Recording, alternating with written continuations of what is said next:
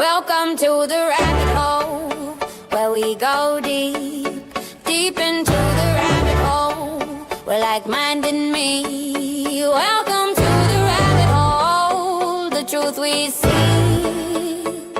There's lizard people everywhere, the conspiracies speak. Welcome to the rabbit hole, where we go deep, uninvited from the rabbit hole. The weak-minded sheep for the open-minded people, not the little but the weak. Welcome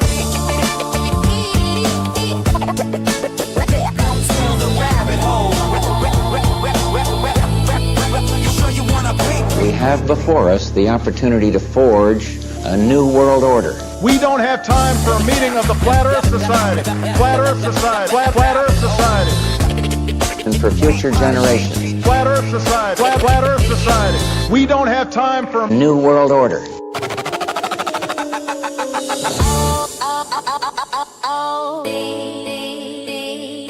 Treasure Island. They never come back. And boy,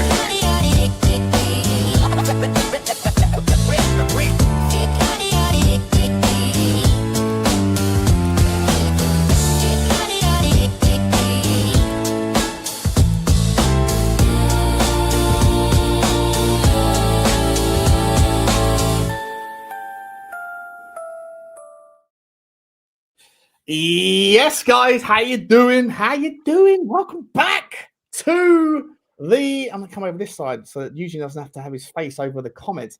How you doing? Welcome back to the rabbit hole.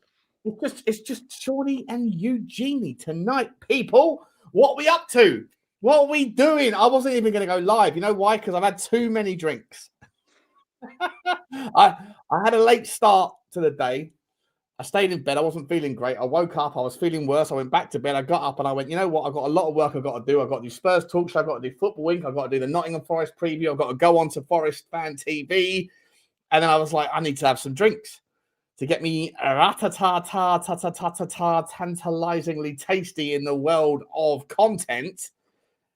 And now I'm on my one. Oh, I know there's a lot. There's a lot that's been drunk. There's been a lot that's been drunk, and I've just poured myself another one. So I thought lastminute.com. I thought I'd bring out the old StreamYard link, give it into the chat, and then we would just go and see where we're going to go. There's no real show. I've called it Bohemian Grove and the Illuminati because it goes in that direction, but we're not going to necessarily go there. We're going to allow the Instagram videos to take us where we go. Smash the like button, guys. Smash the subscribe. Hit the notification bell and drop your comments thick and fast. As you know, the memberships are available. But we're not talking too much about certain topics of controversy tonight because I have to nip that in the bud. The last hour of the last show, I want to apologize to everyone. It got a little bit, Anyway, I'm back with my man, Eugene. And Eugene's here with me, and we're going to go through some shit, and we're going to have some fun. We want to bring it back to fun, right? We're going to laugh, and we're going to have some giggles and stuff. Eugene, how you doing, man? Eugenie, how are you, buddy? Doing good, man. Hey, rough day, but every time the show is on, every time I hear that intro, I'm gonna say it again. That intro is class. I think You like that's it, the yeah? best intro. Like every time I hear it, I see myself just doing this. I'm just rocking out to it. Yeah. It's class. Yeah. So I'm happy. But No, yeah, I man, appreciate good to that, be man. on. And for people that, like, the beauty of the show is we're just hanging out, just talking, It's some no agenda. No some agenda. rubbish banter, just chilling with everybody. So it's great to be on. So smoke a doobie loobie if that's what you do. Pour yourself a whiskey if that's what you do. Right. There you go. Get yourself in the mode of like we're just going to have a chinwag. In fact, I've got to get rid of those comments. It's driving me up the wall. Sorry, I can see the comments anyway. Big up to you, Matty Boy Cox. Big up to you, Ghosted. Big up to you, Scotty. Big up to you, Cat Fun. Big up to you, Three for All. Big up to you, Hendris Taiwan. Big up to you, Sully. Desto, my man. We got Random Fish in the house. Big up to you. He's got a drink pour. We got No Agenda. I love that. No Agenda. What a name that is, by the way. What a name that is. We've got, who else we got in the house? Is that everyone? Johnny G. Big up to you, my man. And we got Adam Score Drawlock. And Alan M's in the business as well. Big up to you guys. Big up to you. Big up to you. What a name. I love that. No Agenda. That's a fucking name, by the way. That is an absolutely title name. Love to see it. Love to see it. We got Koi72 in the gaff as well. Big up to you. And we got a little cheeky super sticker to get us going. And with I can't do the choo-choo train. I haven't got the choo-choo train noise on this particular setup. So all I can say is choo-choo to you, Prince Axel Veraswamy. Big up to you, man. Thank you very much for the super sticker. I appreciate you. Appreciate you. Is my shadow joining us tonight, Graham? Well, big up to you, Graham Brew. I hope not. You notice I've been wearing black every day since the shadow came. I want to fuck him off, you know? Get out of my fucking body. Hey, man, we still got to figure out what that was. We're still like, I need an explanation. I had a chat with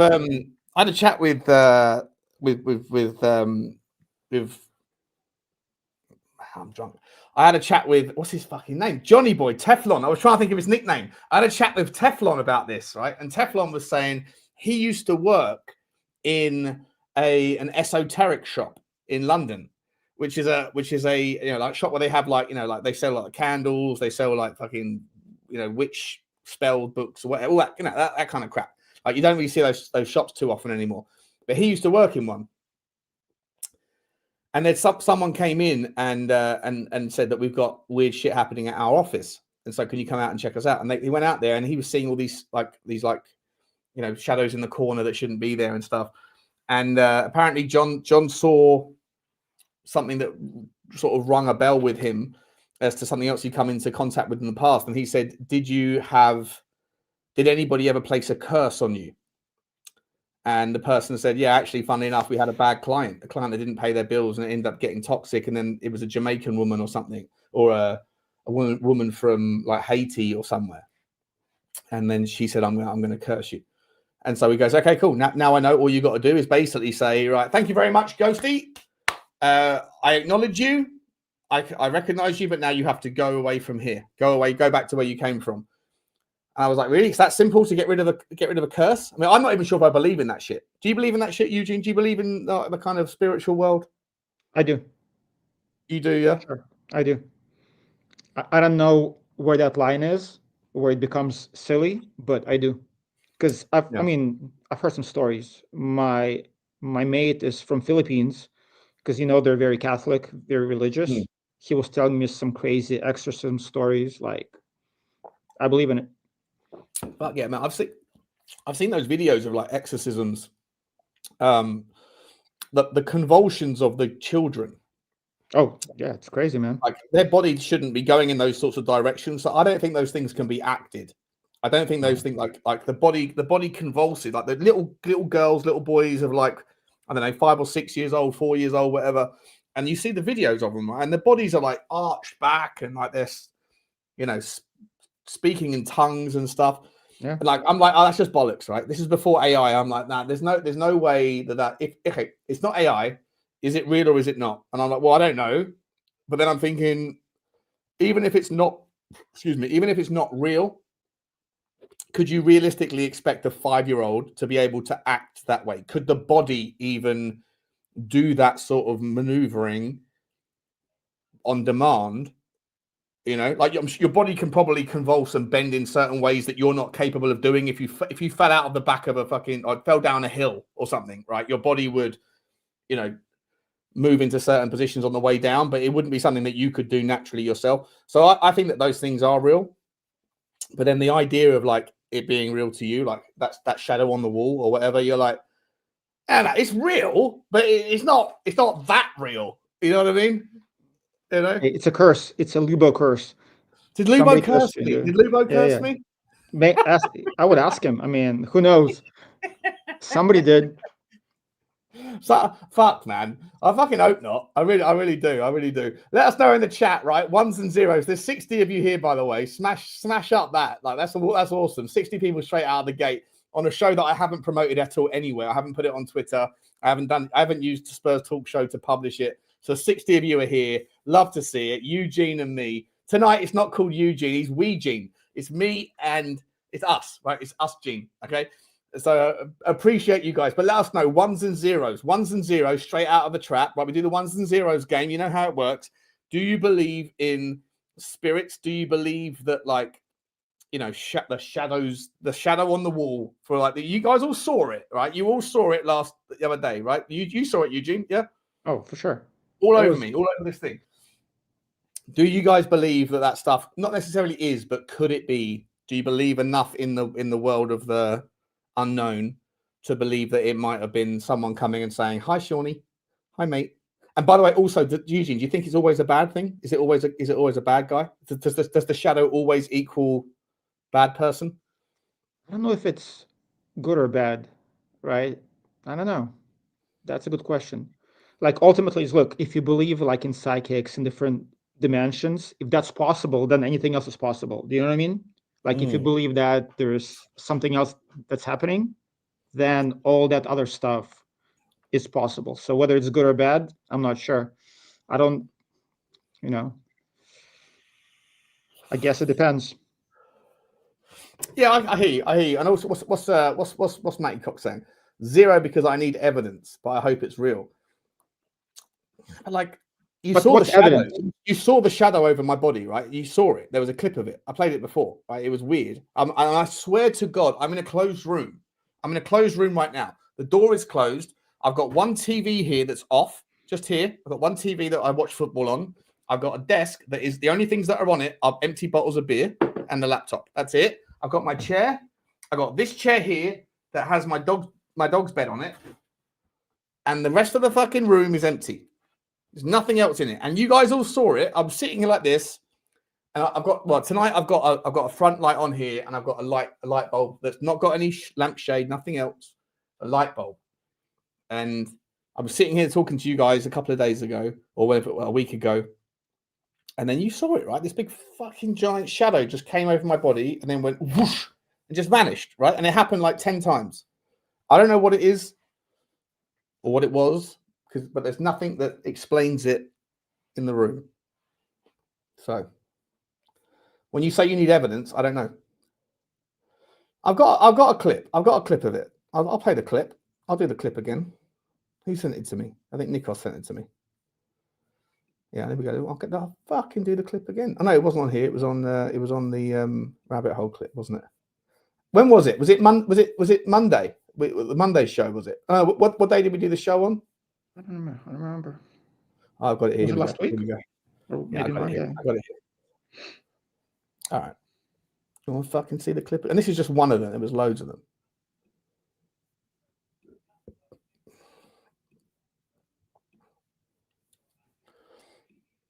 All right. Explain this to me.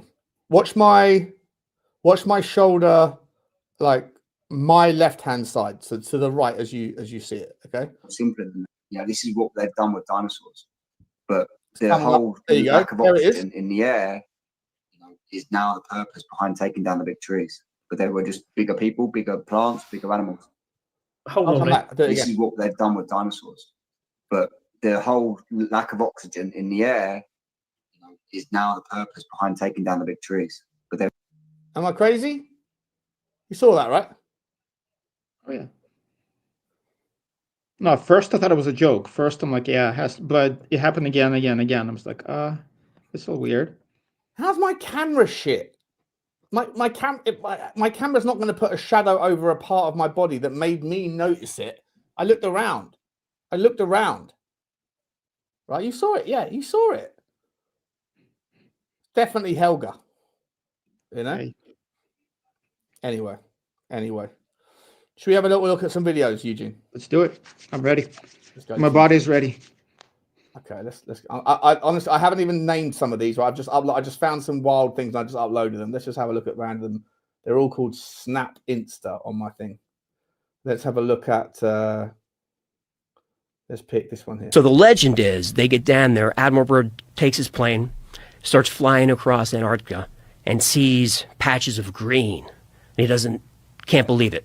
And he's on the radio saying, I'm seeing this, rolling hills, sun is shining. He just keeps flying. It gets greener and greener. And then he's like, I just saw woolly mammoths grazing in the green. And he keeps going, and he's on the radio, and then he's talking. I'm seeing all this stuff. The sun is bright, and then radio contact goes out. He's flying and flying. Suddenly he's engulfed in light, and he doesn't know where he is. The green is behind him. He's just flying in light, just trying to get his bearings. And then up beside him, 2 flying saucers just kind of next to him, almost like the F-16s trying to wave you down. 2 flying saucers, and he looks over, and they have swastikas on them. And he's like, uh-oh. So he's on the stick, and he feels the stick shaking, and then the stick just goes dead. And then he goes down with the UFOs, and they just land into a cavern in the hollow earth, right? So that's how that happens. And they take Admiral Byrd out, and they're tall aliens. With swastikas on their crafts. On the crafts. Are you familiar with Admiral Byrd, mate, and this whole Admiral Byrd thing? I saw that episode. He's such a wild guy. This guy was like, he was the trusted, legit pilot. He was in the World War II thing. The army's the American army's like number one pilot guy. And then they sent down him. I think they originally sent him down on a warship, didn't they, to Antarctica to investigate the whole thing originally. Yeah. Yep. So there are two things. There's this. This happened, but also there's this whole story about the U.S. Navy sending ships to Antarctica and what he saw there as well. So it's not just this one story. It's a pattern of things that's happening there with like Nazis and UFOs. It's pretty crazy. And he came back and then went on like a live TV or not a live, but like a TV show or whatever, a radio show, I don't know. And they were like, they said to him, like, what's going on down there? Is there any part in the world that's not completely already explored? Any place that's kind of untouched by mankind? In the 50s, I think he said it. And he's like, yeah, funnily enough, there is. Not in the North Pole. Antarctica's getting really crowded up there. But beyond the other side of Little America, which was like the old, the way of saying Antarctica at the time, he said the other side of it. And that's part of the story, right? Like you fly far enough over the South Pole. Well, this comes back to flat Earth, Eugene, and of course we need you and I don't even believe in flat Earth, but the two people that do believe in flat Earth aren't here. By the way, guys, Eugene's here with me tonight. I think that Susie might be joining us as well. She's going to be smashed out of her skull though. She's been at the darts with Perchy all day, so no doubt they'll be lively if they come on. But what's your thought on, like, do you believe, so it sounds like you believe in Admiral Byrd's story, right? But you don't believe in the flat Earth, do you? So like, how does that work? So AJ, when he did the show, by the way, his storytelling is second to none. Yeah, AJ, amazing storytelling. So I think this whole thing about the diary, I think he disproved it. However, that story, there's some legs to it. When he came back, Byrd, he did mention things about that whole experience. So, the flat Earth, for me, that's silly. However, something is going on in Antarctica. There are too many stories, where there's smoke, there's fire. With the airplane, with the Navy, different people having similar stories. The alien bases underground. There were a thing on Sean Ryan's pod. He had some special forces guy who said he saw like an alien base underground in Antarctica. So there's a lot of smoke. So I think something is going on. And when you look at the Admiral, he's not some crazy. Legit, right? He's legit, isn't he? Conspiracy nut. Yeah, he is a legit dude. Whether it's exactly like he said in his diary, probably not. However, something is going on. So do you believe? How familiar are you with like the idea that the Nazis were into the occult? Oh yeah, that's my thing. There definitely were in the occult. The whole like Aryan, like nature, like Aryan, right? That concept comes from ancient Persia. So there's a lot of occult there, and Hitler and his people were definitely looking into it. I mean, I think we all know it. I think we've talked about it before. Whether it's the development of the craft, of the nukes, everything had to do with the occult. And they were interested in the Antarctica. And I'm sure it's not just expedition to get like whale, whatever, whale. Yeah, this whole notion of like, oh, there's like Antarctica's like this militarily necessary thing to have. Like everyone wanted a base down there. Why? Like if like on the globe Earth map, right? On the globe Earth map, what countries are realistically close to Antarctica that are like a threat to global peace, right? Like Chile, Argentina, and New Zealand. Everywhere else is a fucking mile, like a mile and a half away from Antarctica. So there's no real kind of like strategic benefit, as I can see, to having a base there, because everyone you can use it as a reloading dock. Why? Right? If you're fighting in Europe, like you're as far away as you can be. In terms of like the trade route, nobody goes around like the Cape Horn. Nobody goes around Chile. Like they've got the Suez Canal and the Panama Canal, all that stuff's wrapped up, and that was before. But I'm not sure when the Suez Canal was built and when the Panama Canal was built. But like either way, the notion that it's a strategically necessary place to have like an operation, it's just it's infeasible. It's feasibly infeasible, Eugene. So like Antarctica is like a special place, right? Doesn't make sense. And the fact, like, why do they have like research there that the 57 treaty thing, like wherever it was, like where 57 countries have never gone there, that are not allowed to go there, and all this bollocks, and they'll defend it they'll shoot down boats and that don't disappear. Like the whole thing for me, there's something going on in Antarctica, right? And if it was the Nazis that were there, but Admiral Byrd was right, and that there was like flying saucers that were flying past him, and they had Nazi symbolism on it. Like to me, I kind of tend to lean into it that maybe, just maybe, you've got the Third Reich, and maybe, just maybe, the fact that this geezer, Hitler and his boys, they were interested in, esoteric conversations, shall we say. Maybe they got a little bit of help. Maybe part of their evil was as a kind of like a contract, right, with certain unseen forces, and say, look, listen, we'll kill X amount of people, we'll do whatever you want us to do, because we don't give a shit about these people. They're kind of collateral damage. If you give us technology, we'll give you whatever you want. And if those things happen to be sacrifices of human beings, I don't know, whatever. But like, does that make sense? Because to me, it makes sense.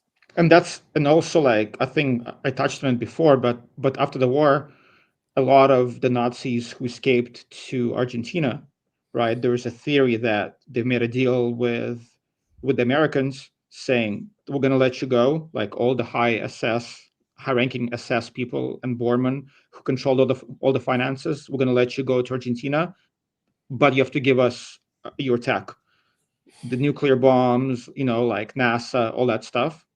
There's definitely something there, because at that time in the US, there was a lot of fascist sentiment from people in very high places.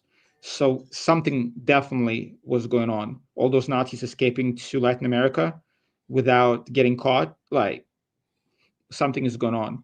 And with Antarctica, like the whole story about the US sending a Navy, they're supposed to be there for like a month or more, and they came back like a week later. They lost some of their ships. There was like a lot of like weirdness happening. A lot of stuff was classified. So yeah, something definitely is going on.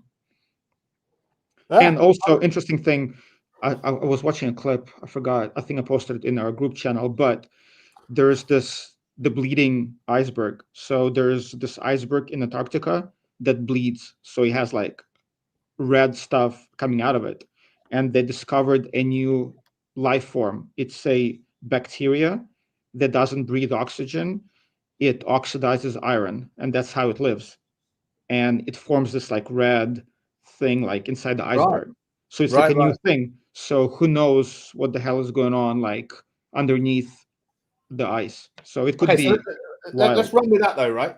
So we've discovered on Earth, right? So on Earth, as far as we know it, every creature that is sentient requires some level, like they may have different ways of operating it, like, but they all sort of somehow need oxygen to breathe, right? Whether it's the oxygen through the water going through the gills, whether it's us breathing oxygen, land mammals breathe, amphibians, reptiles, whatever. We all, to some degree, need oxygen to breathe, and therefore oxygen is apparently the kind of quintessential necessity for life. Yeah. Okay. So when they say this, when they talk about like, oh, the Goldilocks zone, you know, the Goldilocks zone, which when they're looking at like planets away from the host star, it has to be just far away that it's not going to melt up, but also not too far away that it's too cold. And if you have like oxygen and you have hydrogen and you have it, then you have the building blocks of life. Well, that's a massive fucking assumption for me. It's a massive fucking assumption that what happens on this planet and what life looks like on this planet equals the same everywhere else in the universe. Like, to me, I'm saying, what's to say that there aren't creatures or like some sort of like life form somewhere that their form of life, their form of sustenance, their form of food, their form of breathing is another element. Like, why can't, like you said, right? So this thing, this whatever it is, this organism thing, its way of life is using iron. Yeah. What's to say that there isn't like a planet out there that's super close to a star, but that planet, there's a thriving ecosystem that doesn't breathe oxygen, but it breathes exactly. It's like silicon, platinum or silicon or whatever else. You know, exactly. And like I've heard a lot of scientists say the same thing.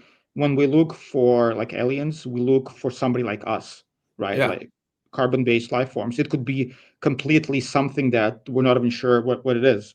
For example, like your thoughts, right? Could be entities, right? That could be like alien entities, like things around us that we're not seeing could be there, or even in the oceans, right? We only explored 10% of all the oceans. We know more about the moon than what's happening deep inside the ocean. So who knows what's happening, you know? So yeah, I just think that I feel like we don't fucking know anything, you know? And like this is the problem. The problem that I have with humanity, especially scientists, right? Scientists piss me the fuck off, Eugene. They really wind me up because they have this fucking level of arrogance about them where they think they're the smartest amongst us. Like, they ain't, by the way. Just because you're very good at reading a fucking like a chart, or you're very good at like interpreting fucking equations, it doesn't mean that you're street smart. It doesn't mean that you might be book smart. It doesn't mean. Let me go off on a little rant here for a second, if you don't mind. Okay. When I was about 15 years old, I came up with an idea. And I said, you know what really pisses me off about the world? And this is before I even knew how the world worked. And I doubled down on it when I was about 22, because I went to work in an investment bank. And I got there. I didn't know anybody who worked there, but I got there through my qualifications and sort of just getting a job, right? But there were so many fucking people that came through that company.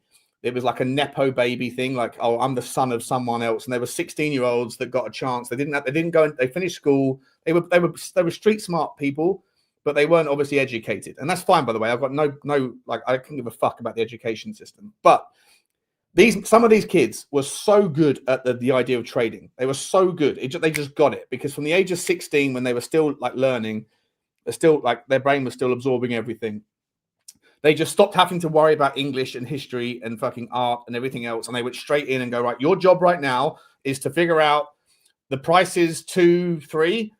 Is it going to go to 3, 4, or is it going to go to 1, 2, or whatever else, right? And then you buy and sell, and you manipulate the market. Whatever you got to do, you were a market maker. And I realized that my brother, at the same time, who was like the most academic guy in our family, he was fairly street smart, but he wasn't not like a genius. He went to a really good university. He got all A's in his schools. He got like a double first at university and stuff. And he got a gig at British Petroleum, BP, as on the graduate scheme. So like 60,000 kids applied, 60,000 graduates applied for the job. And of the 60,000 that applied, like you were only allowed to apply if you had a double first from Cambridge, Oxford, or one of these kind of schools, right? And he was one of 5 of the 60,000 that got the job on the graduate scheme. So super like filtered process. He wasn't more intelligent than me. He was more focused than I was, and more intelligent. He's done so well for himself. And this is not a jealousy thing. It's like, you know, he deserves everything he gets. But there were so many kids that came through the company that I worked for that were smarter than me and smarter than my brother, but they didn't have the education. They didn't have the GCS or the A levels, the A, all that stuff. They just came through luck, fortune of who they knew.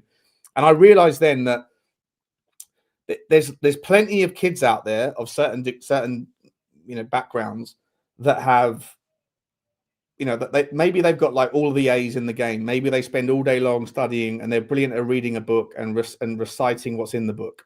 I think there's certain cultures that are more predispositioned to those sorts of things. I think like the Chinese culture and the Indian culture, brilliant at like studying hard and also like learning what someone else has written down in a book and then repeating it. Whereas I'm not sure those cultures, without trying to sound rude here, I'm not sure they necessarily have as creative sparks within them as other sort of denominations might do, right? Maybe they're not, but other denominations don't have quite the same level of like ability to regurgitate, but they do have a better ability to invent things in their mind and then whatever, right? So I'm like, how the fuck does learning a history book help you as an investment banker? But if you're a master of history and you went to Cambridge studying history and you got a double first, then you're one of the geezers who gets to apply for the job that my brother got, whereas somebody else isn't because they haven't got that background.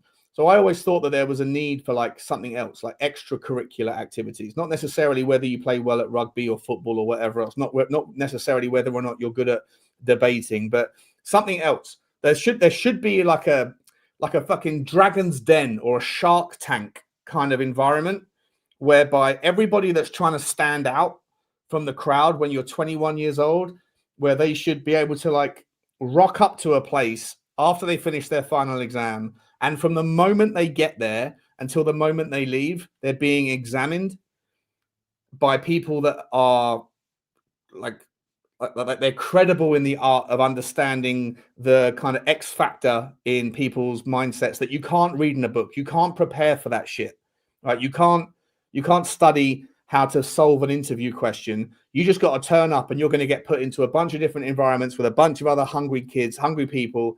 And then you've got to like figure it out. And there's people that are watching you almost like a social media experiment. The whole thing should be caught on camera, turned into a TV program potentially, right? Think of like, I don't know, The Apprentice meets Shark Tank meets Dragon's Den, and then how you get like the award that you get, the pass or the fail, the grade that you get from people like, I don't know, a Mark Cuban or an Alan Sugar or a fucking Donald Trump or whoever else, people that know what it is that you need in the real world. And in the real world, what you need is things like how to tell a lie with a straight face, how to work to a deadline, how to, I don't know, disseminate information in real time and be able to pick the parts of the information that are relevant and ignore the rest of the noise. You know, that sort of shit. I've got no idea, mate, because I've had a few beers here. I've got no idea how I went off on this fucking wild rant. What were we talking about before I started talking about this? Because there was a reason I started going down this path. Forgot. I know. Do you have any idea what we're talking about? Admiral Byrd, Antarctica, somehow. But no, but you know what? But you're spot on. Like, I worked in the Valley, like I'm in tech, and all the people, all the CEOs, not all, but most people who think outside the box, they were not the A students, right? They were high school dropouts, college dropouts, because they think outside the box. When I worked for an educational startup, I went to Japan, and you know, like in Japan, they're the best at doing things. Right? There's this guy who's making chicken for like 60 years the same way. So like the chicken is perfect. Yeah. However, they cannot think outside the box. It's not cultural, right? Like it's different. So certain people, they like focus on certain things. So whereas fucking scientists Whereas scientists. That's right. Scientists, right? Thank you, chat. Appreciate you. Right? Scientists are fucking arrogant motherfuckers who think they are smarter than everybody else. They think they understand the world. They think, you know what? I don't have to explain it to you. Just shut up and trust me, bro. Trust me, bro, because we're very good at reading what other people wrote in a book and assuming that shit is true. I don't agree with Nikos on a lot of the stuff that he says, but he's bang on the fucking money when it comes to the notion that some parts of society are constructed around assumptions that because the last guy said it and it was written in a book and you read a book, you just trust the book. And the people that are credited with being the smartest motherfuckers in the room, most of the time, they're just trusting somebody else that used to have the moniker as the smartest guy in the room, right? And scientists are just academics. And I did my dissertation on something called the efficient market hypothesis within investment banking, which is the notion that because all available information is available to everybody at the same time, then you shouldn't be able to outperform the market disproportionately or over an extended period of time. There are going to be times when you buy a stock and you buy 10 stocks and they outperform the market generally for a short point. But if you're a hedge fund manager, the efficient market hypothesis, which is a load of bollocks, which was driven by academics who don't know the real world, but who read books and read detail and data and then go, well, this is true, therefore this has to be true. And everyone's got to live by that fucking assumption. And the efficient market hypothesis states that you shouldn't be able to outperform the market. But you know what, Eugene? People outperform the market consistently all day, every day, all year, every year. And how? Why? Is it because maybe they have access to like information that isn't available to everybody else? Probably. Yeah, that shit goes on, right? It like insider trading happens all the time. But also some people are just better at disseminating the relevant information from the noise. And that's where I got back to this whole idea. I was sorry for the rant, sorry for the long rant. Right? No, for sure. Like the world is run by a bunch of fucking academics, my man. And these fucking think tanks, they get together and they have their fucking agendas and they fucking fit the narrative to like pull the conclusions from the data, when in reality, it's the real people like you, Eugene, like me, and the people in the chat that are far more valuable, but we're just not given the opportunity because we obviously don't know the right people or we haven't got the right grades or fucking, you know what? I'm with you. You convinced me. Let's go. Let's go. We need to set up a new ecosystem, mate, a new model of how the world works. I don't know what it looks like. It's not just science, it's football, it's anything. Like when somebody goes to school for like 10 years, right? They study and then they get a job. They're so invested in what they learn because it becomes them, right? That becomes their whole personality. So when somebody says you're wrong, it bothers them on a personal level, right? Whether you're in science or in sports, anywhere else, right? I think it's a human nature. It's not just science. That's just the way we are. Like if I went to school for 20 years and studied something and you told me that I'm full of shit, I'd tell you to go fuck yourself. Because I'm like, hey, I went to school. I know. I spent all this time. If I'm wrong, it means there is something wrong with me. Do you know what I mean? It becomes an ego thing. So, and there's a lot of ego in science or anywhere else in life. I'm not poo-pooing on the idea that people are in science are not intelligent. I'm just saying that like nobody gets this level of trust, right? We trust certain people as though that they're not capable of mistakes. They're not capable of being corrupted. They're not capable, like this whole trust the science narrative, right? Trust the science around climate change. Trust the science with regards the fucking COVID vaccine, right? It's a load of wank, mate, because what you're not saying trust the science. What you're really saying is trust the scientists. Yep. And the scientists are human beings. And you know what the one thing about scientists really, the bottom line is that they are a business. They're in a business like everybody else is. The difference is that if I set up a business selling fucking Shawnee's cider or Eugene's fucking vape or whatever else, I've got a never-ending amount of potential customers. Right? If I fuck up with one, I can go away. I can like refine my product. I can make a mistake. I can lose some revenue. I can survive. I can start again. I can be up a new product, and there's a never-ending supply of different potential customers. You're not beholden to one potential customer and their potential ideas. I remember there was a guy that was immediately, right? I won't call him out, but there was a guy that on the first day that we got monetized, he became a member, right? And he paid £2, right? Whatever it is, £4, £3, £4, whatever it is for the thing. And he started becoming really abusive in the chat, saying shit about certain things, right? And I was like, I blocked him. And he came up, he texted me on DM going, you're fucking this and that. I was like, oh, mate, fuck off. And he goes, well, I'm a member. And I went, so? Like, no disrespect, but paying £4 a month, of which I get £2, I appreciate, don't get me wrong. It doesn't mean that you get to control and say whatever the fuck you want, right? So I was like, take your fucking money back. I'll pay you, send me your bank details. I'll give you back £4 and then you can fuck off, right? Don't talk to me like that. Who the fuck do you think you are? In science, you don't get a never-ending supply of customers. You're funded, right? You're funded by governments, by tech companies, by non-government organizations. Hi, Susie. How you doing? Good. How are you? Good. You look lovely. Thank you. Pull back a little bit. Zoom in. Oh, you look different. Eugene, pull your camera down a little bit so that we're all on the same level. Can you do that for me? There we go. So I'm Susie. I'm on a massive rant. So I've had a few beers. How was your darts, by the way? Oh, it was amazing. We had a really, really good time. Good. So I don't even actually know what you guys are talking about. So I will listen, and then you can bring me up to speed. Neither do we. We're just going. Well, we're just rambling. But my point is, Eugene, right? These fucking scientists will tell you trust the science. Right? Shut the fuck up. You don't know what you're talking about. Little old you. Like we got this when it comes to COVID, when it comes to climate change, when it comes to fucking everything. And in reality, you're not trusting the science. You're trusting the scientists, because the scientists are the people that decide the narrative, and those people are human, and they're susceptible to corruption, and more importantly, they only have one fucking source of funding. If they fuck off the people, if they piss off the people that are funding them, maybe like what happened with Turning Point USA and Charlie Kirk, by the way, right?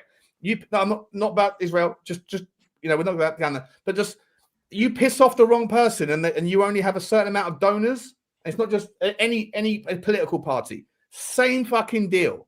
Same deal, right? If you piss off the people that fund you, if you're a normal businessman and I'm selling you Shawnee's cider and I sell you a beer that you don't like or a cider that you don't like, all right, I'm sorry. Thank you for the effort. Appreciate you. You know what? I'm going to go away, refine it, and I've got another 1 million people that I can try and approach. Scientists don't have that shit. And so my point of this entire fucking rant is let's not just trust the science, because you have to trust the scientists, and the scientists are more corruptible than any other ecosystem in business, because they only have one source of funding, which is not a customer. It's a donor, it's a grant, it's a research. And the people that are putting the money into their pockets, they have their own agendas. And who the fuck are those people? We don't even know. We don't know who those people are. Non-government organizations. We don't know whether it's left wing, right wing, whether they want to fucking poison us, whether they want to fucking embolden us. We don't know. But let's just not trust them, because trust the fucking science. Am I wrong? I'm drunk. Susie, I'm drunk. Take a breath. I'm pissed as a fart. I don't know. I'm just saying. Am I wrong? No, and I think to be fair, I do actually think you have a point, because it's very much, I mean, if we go back to even like the COVID vaccines, I mean, that was all scientists, and they're all in it for money, and it's, who they got the massive contracts with and all this type of stuff. So yeah, I can definitely agree with you on some elements of that. But even go back to Philip Morris. There were scientists working for Philip Morris who were saying that smoking isn't bad for you, that all that stuff is bullshit. Like there's scientists working for every one of those companies that have studies saying, oh, it's all good.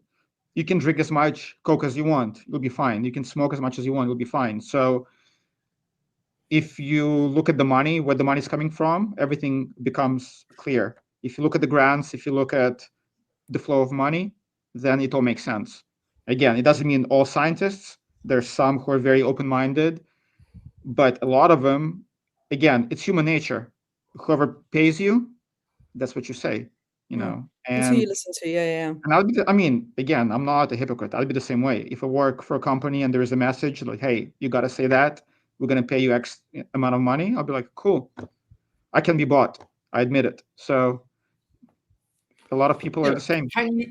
Would you personally be bought to the point where, okay, this is where it becomes a little bit difficult, right? I'm being facetious, but if they said to you, look, we'll give your scientific institute $10 million, $100 million, whatever, you're going to have, you know, lots of money out of it, but you have to, you know, like the ends have to justify the means, or like, we're going to give you the conclusion, and the conclusion is that COVID is a safe vaccine. It doesn't matter what your research says. You know, we need you to say this. If you knew that you were going to be disbanded as a scientist or a doctor or whatever else, if you question the narrative, and if you went along with it, then you're going to be wealthy beyond your wildest dreams, and your family were going to be taken care of and all that stuff. So it's like a binary choice. You either like cut off, shut off, disbanded, whatever, or you have a great life, but the message that you're putting out there means that other people are going to be put at risk. Are you going to be like, how do you land? No, with the vaccine for sure. And actually, so there was a doctor, I've forgotten which pod I was listening to. So she was against the vaccine from day one. So she said she was offered by Pfizer, whoever, like $1,000 plus per shot if she recommended vaccine to her, you know, whatever patients, $1,000 per.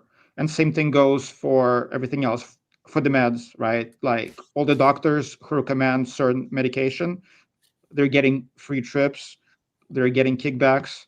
So, I mean, with the vaccine, yeah, it's different.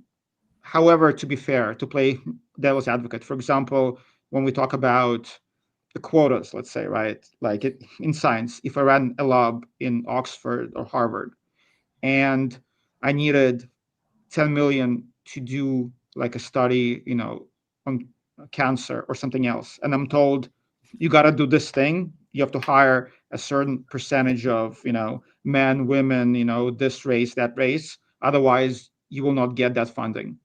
That's a different thing. I think a lot of those scientists have to make certain trade-offs in order to continue to do what they do. However, with the COVID stuff, I think that's different, right? When it affects health, that's a different thing, especially if kids are involved. Because I can't tell you how many people here were like, or in schools, wanted COVID vaccines for kids. So for me, it was, you know what, like, I don't care. Like, I'm old, I'll take a vaccine, whatever. But my kids, there's no way. And so that's one of the reasons why I left the Bay Area, because it was crazy, right? So at some point, being forced on the kids were forced on it. It wasn't to the point yet, but that's where it was going, right? The schools were shut down, and I was like, yeah, it's too crazy for me, right? So again, like with me, I can take a vaccine, whatever, right? Like vaccine passports, all that nonsense. But when it comes to children, like that's a line that, you know. But some people don't care. It hasn't been tested enough, exactly. Like it was just too risky as well to kind of do all of that type of stuff. But it's interesting about the scientists and doctors, because it's almost kind of what you're talking about, if you can be bored, because their whole point, especially with doctors, is, well, I suppose scientists to a degree of, depending on what type of science they actually do, is about finding cures and about, you know, sort of healing people and helping people. So it's actually, you know, they take all those oaths and stuff that they're going to do the best. So if they're doing anything that goes against that, that goes against their whole ethos of why they were a doctor or a scientist in the first place. Okay, so explain this to me then. All right, with all the technology that we've got now versus the 50s, the 40s, the 30s, when there was people were smoking, like in the time of the war, what was it, like 85% of people that were adults were smoking, right? Yeah. Well, if you look at the older generation, yeah, I mean, they smoke heavy. Why is it that back then 1 in 6 people got cancer?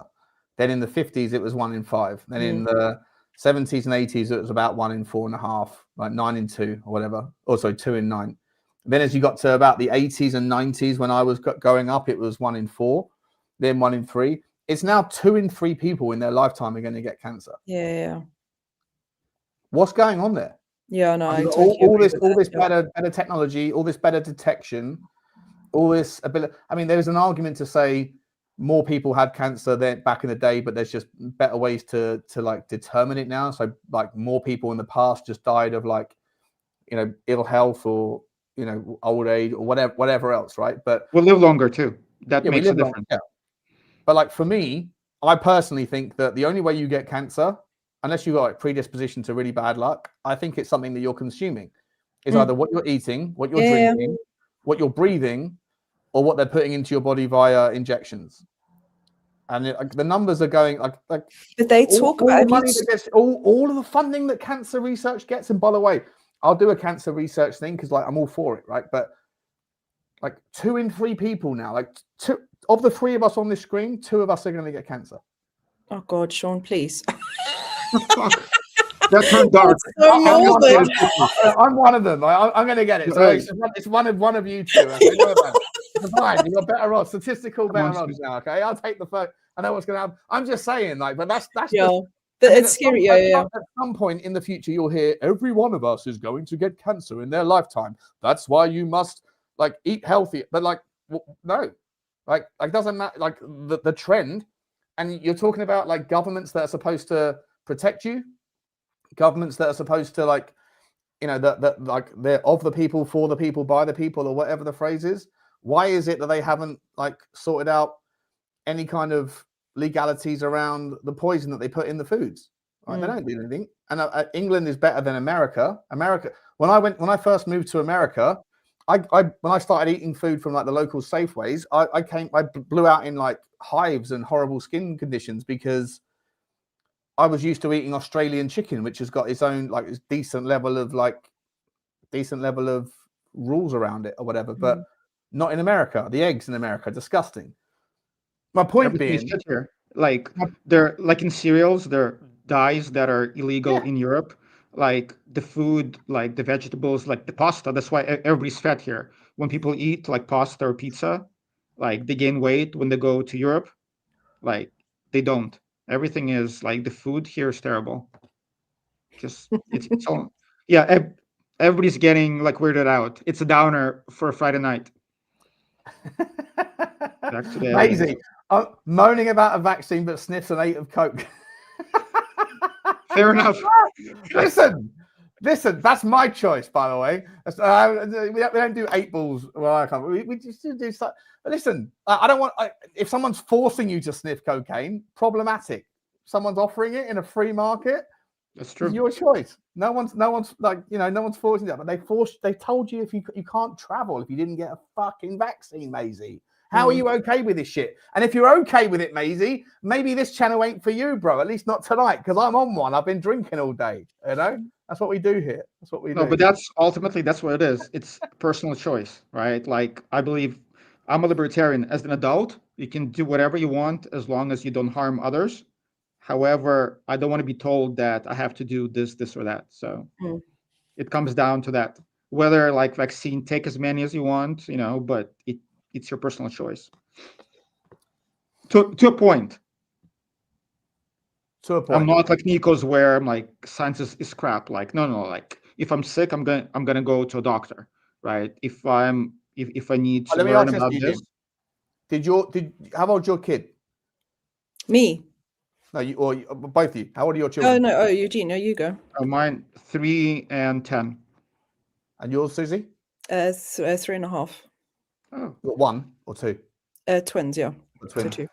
Okay, so did you both follow the doctrine with regards postnatal vaccines?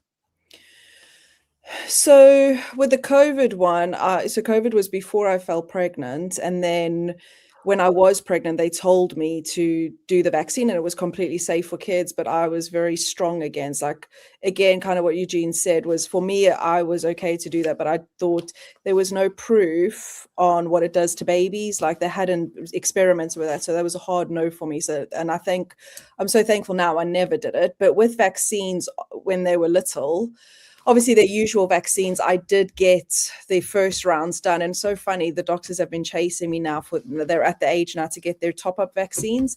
And I've not gone yet because I'm like in this whole state now of questioning if it's the right thing to do. Because I've always been of that thing, oh, vaccines are good. And, you know, the scientists are here to help us and all of that, where now I'm just like questioning it all. So yeah, I don't actually really know where I'm going to go with that one. What are the vaccines is it polio?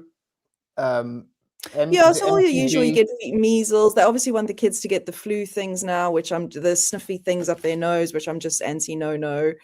But yeah, all those usual ones, which I'm wondering if those are obviously good. But I don't know. I'm just really nervous now about it all. Yeah, I gave mine in America, extra vaccines because I don't like them. You got to like have 100 vaccines in like a few boosters. Like they cover 100 things in a couple of boosters now, or whatever, a couple of jabs, right? Is that what it works? Is that how it works out? Oh, is that?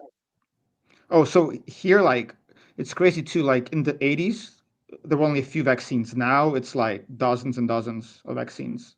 But again, I deferred. So, and again, my kids, like, I don't like him that much, so I'm like, just give him extra vaccines, because whatever happens. They're terrorists, so just give them whatever you got, But no, but like honestly, like now, if I would do it again, I'd question it more. Back in the day, I'm like, hey, if a doctor says, I trust the doctors blindly. Now I'd think twice. Yeah, and I think that's the thing. Or growing up, we were all just through the roof, right? Hasn't autism gone through the roof? Didn't it? When we were growing up, wasn't it like 1 in 80 kids have autism, and now it's like 1 in 6? Everyone, every child has something. Yeah. But I think it's also they weren't diagnosing it before. Like before, you could be like, the whole like, what's it called, ADHD, whatever you call it. Like every ADHD, kid has something, right? So they just want to sell meds at this point. But that's a problem for me. And this is I'm not trying to like make you guys question your parental choices. I'm bringing it back full circle. I think it's important that we do, because even with ADHD as an example, so obviously you can get meds for that, and so it's helps to obviously regulate whatever's going on in the brain. But actually, when you listen to some like real doctors that actually care, there's so many ways you can do it without always going down the medical route. So there's just natural sort of things that you can do. And sometimes it's just how they handle these things. So yeah, I just think it's people just haven't questioned enough, because we've just always believed that the doctors know what they're doing and they're doing the best for people's health and all of that type of stuff. So we've always just trusted it, haven't we? Yeah, I think now it's just, I think since COVID for me, I think that's when I really just started thinking, actually, I used to have conversations with Jack for ages, like, why are they rushing this? Like, what is, you can't test something. So a lot of these vaccines that have been in place or whatever, they do these over like a 10-year period or whatever it is, because they know the entire life cycle, what it does to people, where they never had that with the COVID vaccine, but they were just so happy to keep pushing and pushing for that. So yeah. And COVID, like here, to me, there was the second thing. The first thing was the opioid issue here, because in the States, like the opioid crisis is insane. They had that documentary on opioids, and they were getting paid by those companies. And now we have like millions and millions of people who are addicted, and that's worse than heroin, than anything. And where did 99%? Where did 99% of the world's opium come from, mate? No, I mean, well, that's a different thing. Yeah. But that's great. So like, first I'm like, hey, like when your doctor gives you, so the funny thing is, I remember when I was 13, I played basketball. Like I had an issue with my shoulder. I went to a doctor. He gave me Vioxx. It's like a painkiller. And then like 2 months later, I found out that Vioxx was giving people heart attacks and like strokes and whatever. And Pfizer had to pay like $5 billion in a lawsuit. And that doctor, I'm sure, was getting kickbacks from Pfizer. Of course they and are. instead of Advil, we're just giving mate. Vioxx. When I was working at Google, I used to take out or big clients, big colleagues with big clients. Sorry, would take me out to sell complex SEO to these hospitals, right? Major hospitals like Montefiore Hospital in New York, Mount Sinai Hospital, all these huge ecosystems, right? And I was like, you know, the sort of number one guy, whatever, like talking to them about all of this different consulting things. I had personal relationships with their CMOs, and they would bring me in and talk to like specific doctors that were like heads of departments and stuff. And I'd be saying to them, like, just I'm not from here. Obviously, I can talk. It doesn't. It's all irrelevant to me. I can structure your campaign the way it needs to be. But can you please explain to me the relationship with the patient? Because I'd come up with these concepts of like, it sounds to me like, you know, part of your problem isn't about finding new patients, it's about nurturing the relationship with patients you already have, right? How do you create loyalty in your ecosystem and network? And we can help you with that. And then I would like come across in those conversations, I would come across these natural conversations with these people that would say things to me like it was just par for the course. It was just, this is how it works. And they're like, yeah, like obviously their kids would come in and they were like, you know, bratty or whatever else. As soon as you'd see a kid that was just a little bit bored, basically bored, right? Not doing enough exercise, we just put them on a certain medication. And I was like, how do you know which medication to give them? And they go, oh, it depends. And literally one guy said to me, well, it's not allegedly, but I'll say allegedly to protect myself. But he said basically, it depends on the medication that's being pumped at the moment. I said, what does that mean? He said, where our commissions are. So there'll be different types of, like, there'll be Vyvanse, there'll be Ritalin, there'll be Admiral, for example, right? 3 different types of ADHD medication. And it depended on which one of those particular companies and the variations of them that were doing some sort of like promotional push.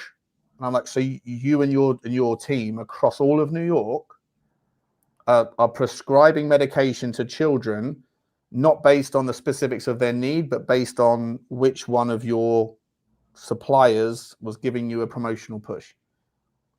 And he was like, yeah. And it wasn't even like a thing. He was just having a conversation from a marketing perspective. I'm sitting there listening to this going, this is fucking evil.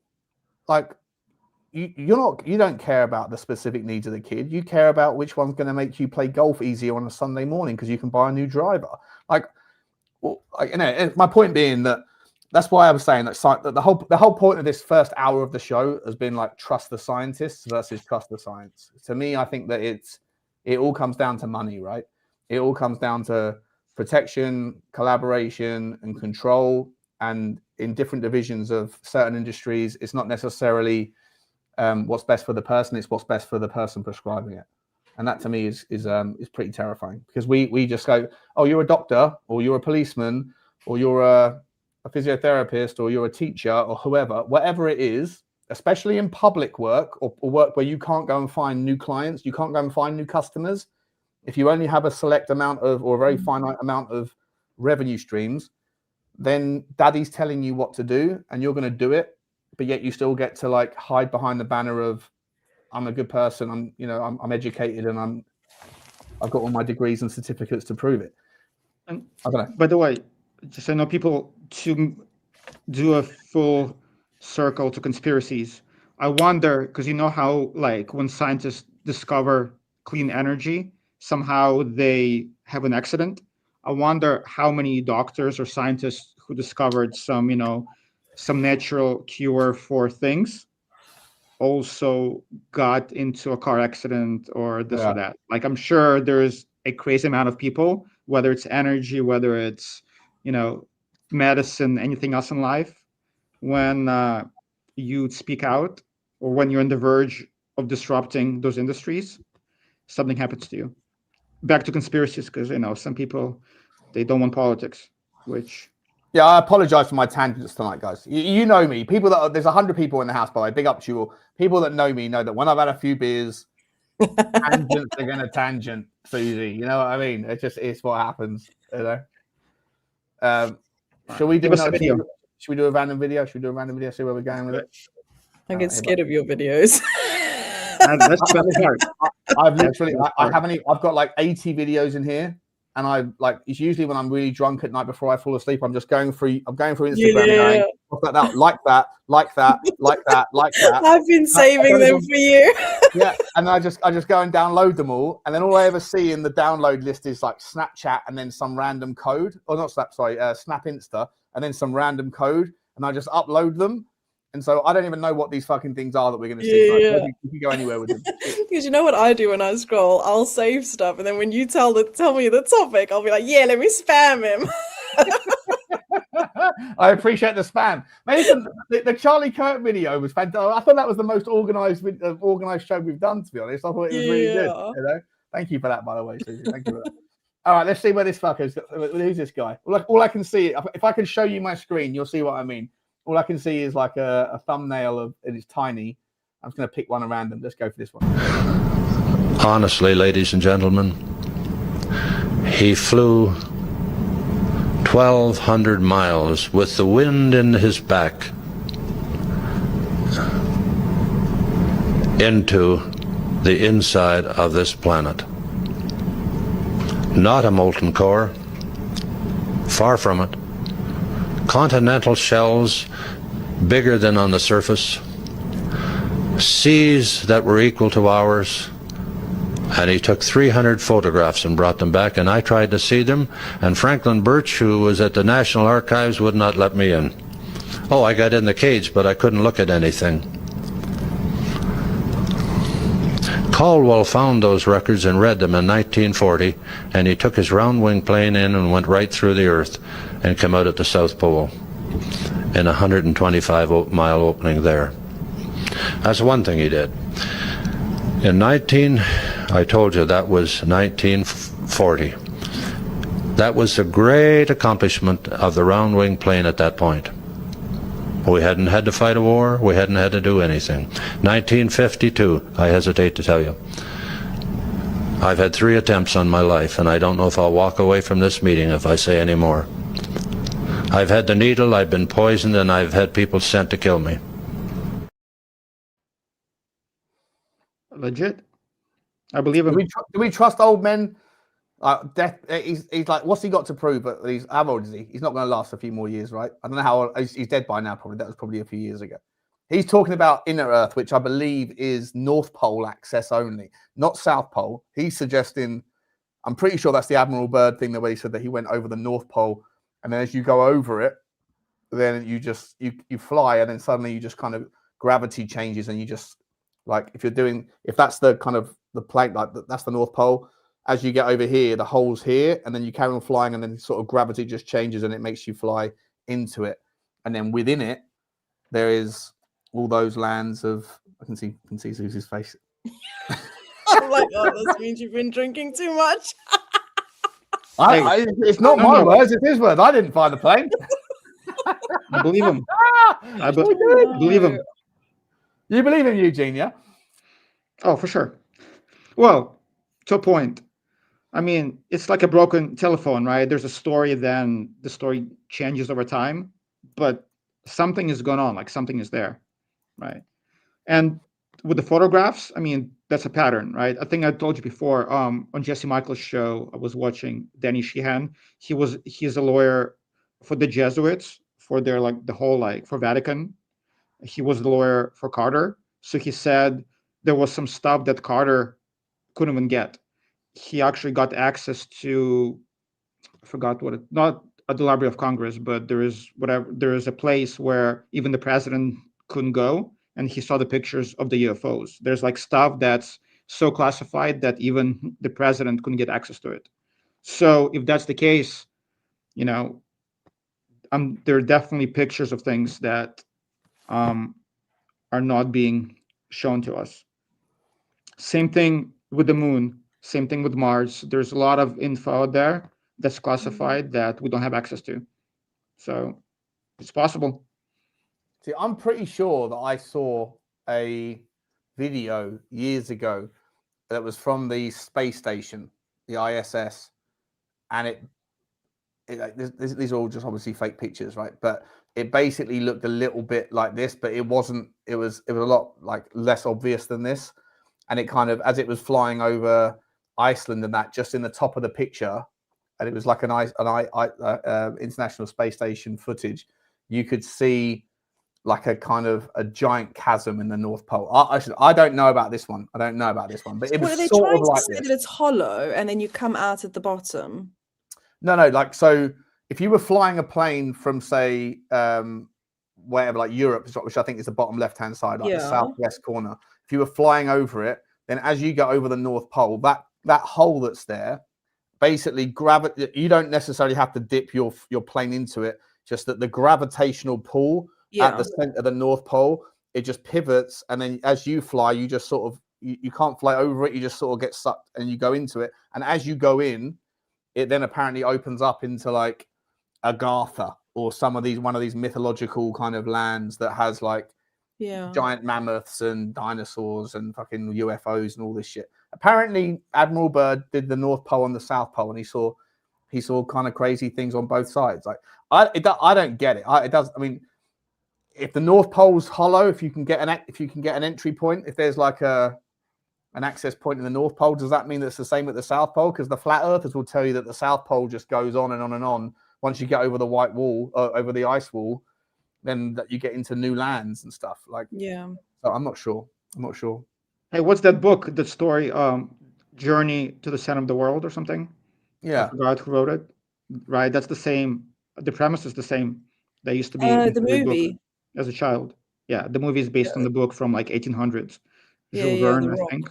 Yeah, or I forgot who wrote it, movie, but but my question with this is now, how come no other pilots has discovered this or gone there? Or, and I know there's an argument that they won't talk, but I can't imagine that every pilot keeps quiet. This is always my argument.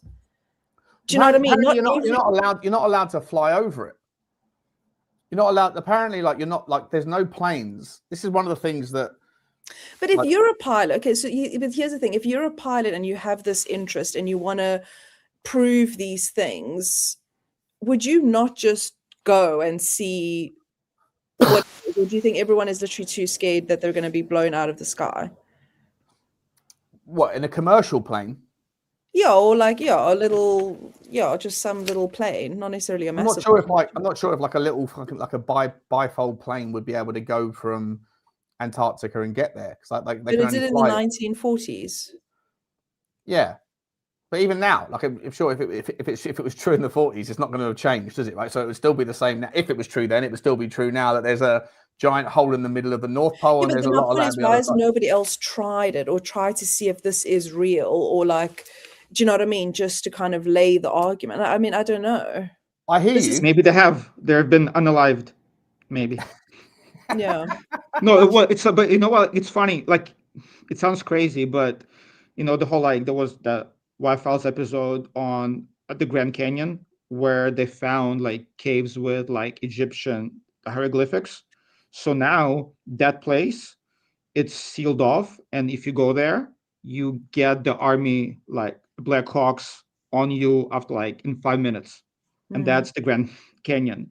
So I'm sure there are places like Antarctica that's even worse. Like if you go there the Grand Canyon, in 2 minutes, yeah, it's true.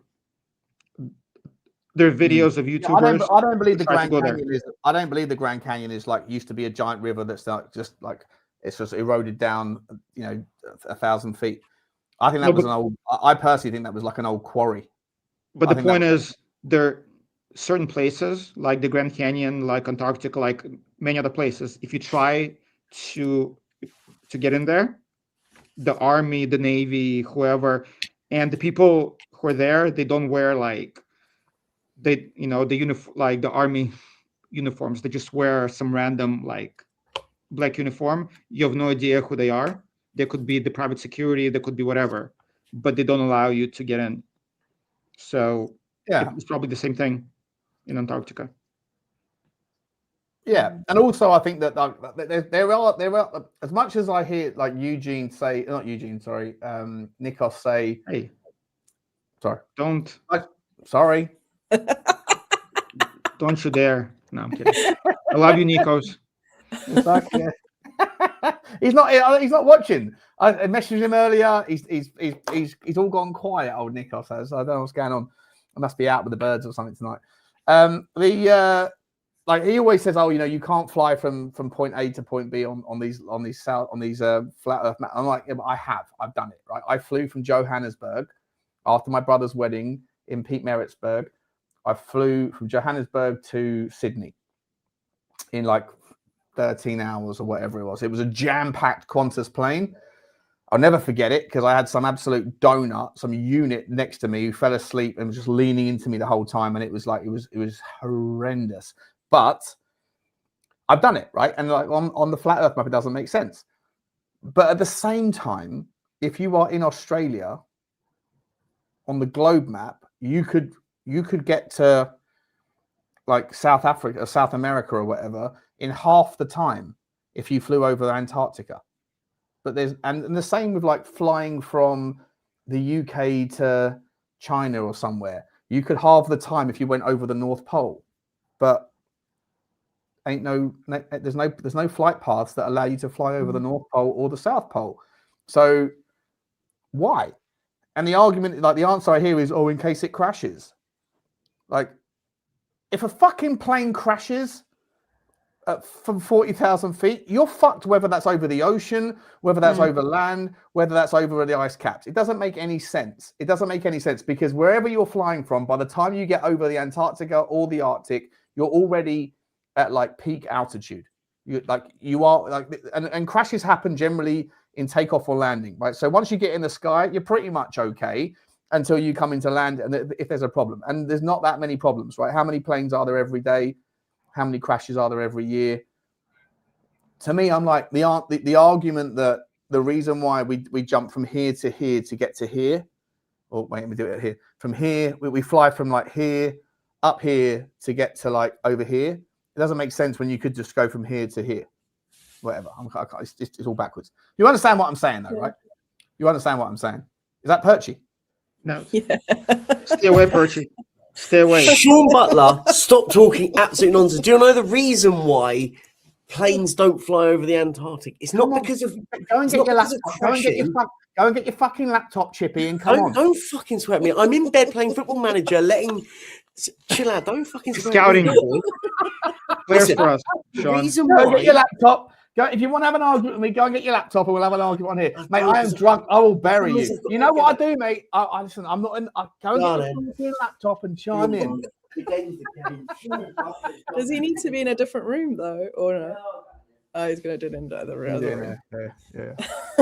Otherwise, I was like echo back. But you understand what I'm saying, right? The North Pole, South Pole thing. Like what's the argument? What's the argument? Well, in case the plane crashes, fuck off. Like, there's no, like, it doesn't make sense. It's not.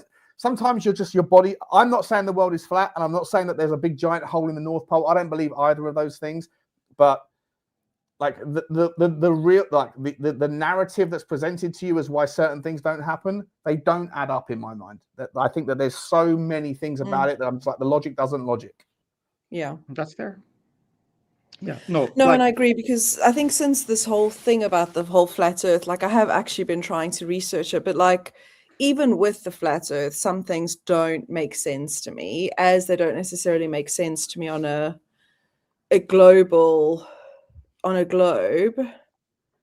Although I still sway that we are actually on a globe, though, because I don't know, it just seems so far-fetched to me with the whole flat thing, I'll be honest. The whole, like, you know me, I love conspiracies like anybody else, but the whole flat Earth conspiracy, there needs to be like 100 million people in the big conspiracy. The satellites, all our technology, like everything that would be crazy. The flat Earth thing is the craziest thing I've ever heard. So yeah, I'm all for conspiracies, this is but what gets me. Yes. Yeah, but the sheer Well, do you believe you don't believe in the moon landings though, right?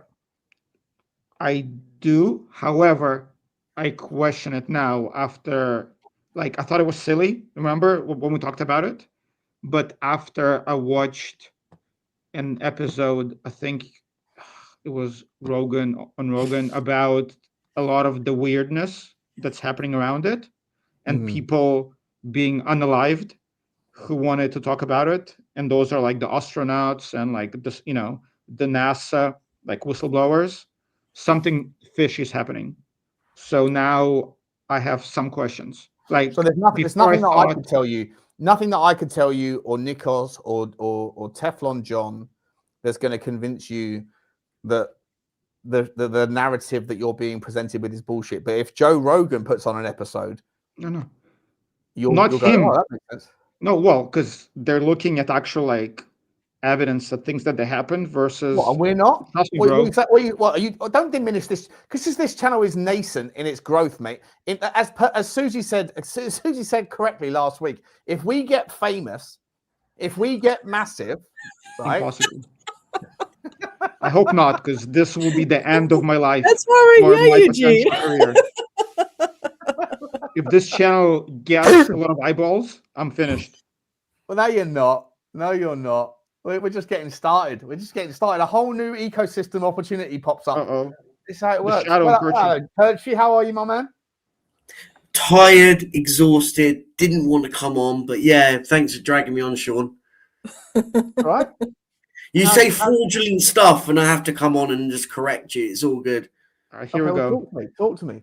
What is it? You're the North Pole, South Pole. Explain to me the South Pole. The reason why planes don't fly over those isn't because of like crashing. If a plane has a mechanical failure, there is nowhere for it to land safely and get repairs. That's why. Isn't that exactly the same thing if something happens over the Pacific Ocean? Boom. No, but hang on, no, but they fly. Have you noticed the routes when they fly from America to the UK? Notice they all go via Alaska. I don't know. Well, no, because I flew from your missus's country to my favorite country in the world. I flew from South Africa to Australia, and that wasn't via anywhere else. That was over but in between those, there is so many little islands. No, there's not. It's a fucking giant ocean. There are islands that are in between those. No, the only island between South Africa and Australia would be Mauritius, and then after Mauritius, that's the next thing is then Australia. But even if I fly from the US to Europe, in the Indian Ocean, the only islands are all the way up by India and Sri Lanka, but that's all North Africa. That's not below. You're in a world of trouble here, Perchy. You're in a world of trouble, mate. Once again, Susie has exposed your bollocks.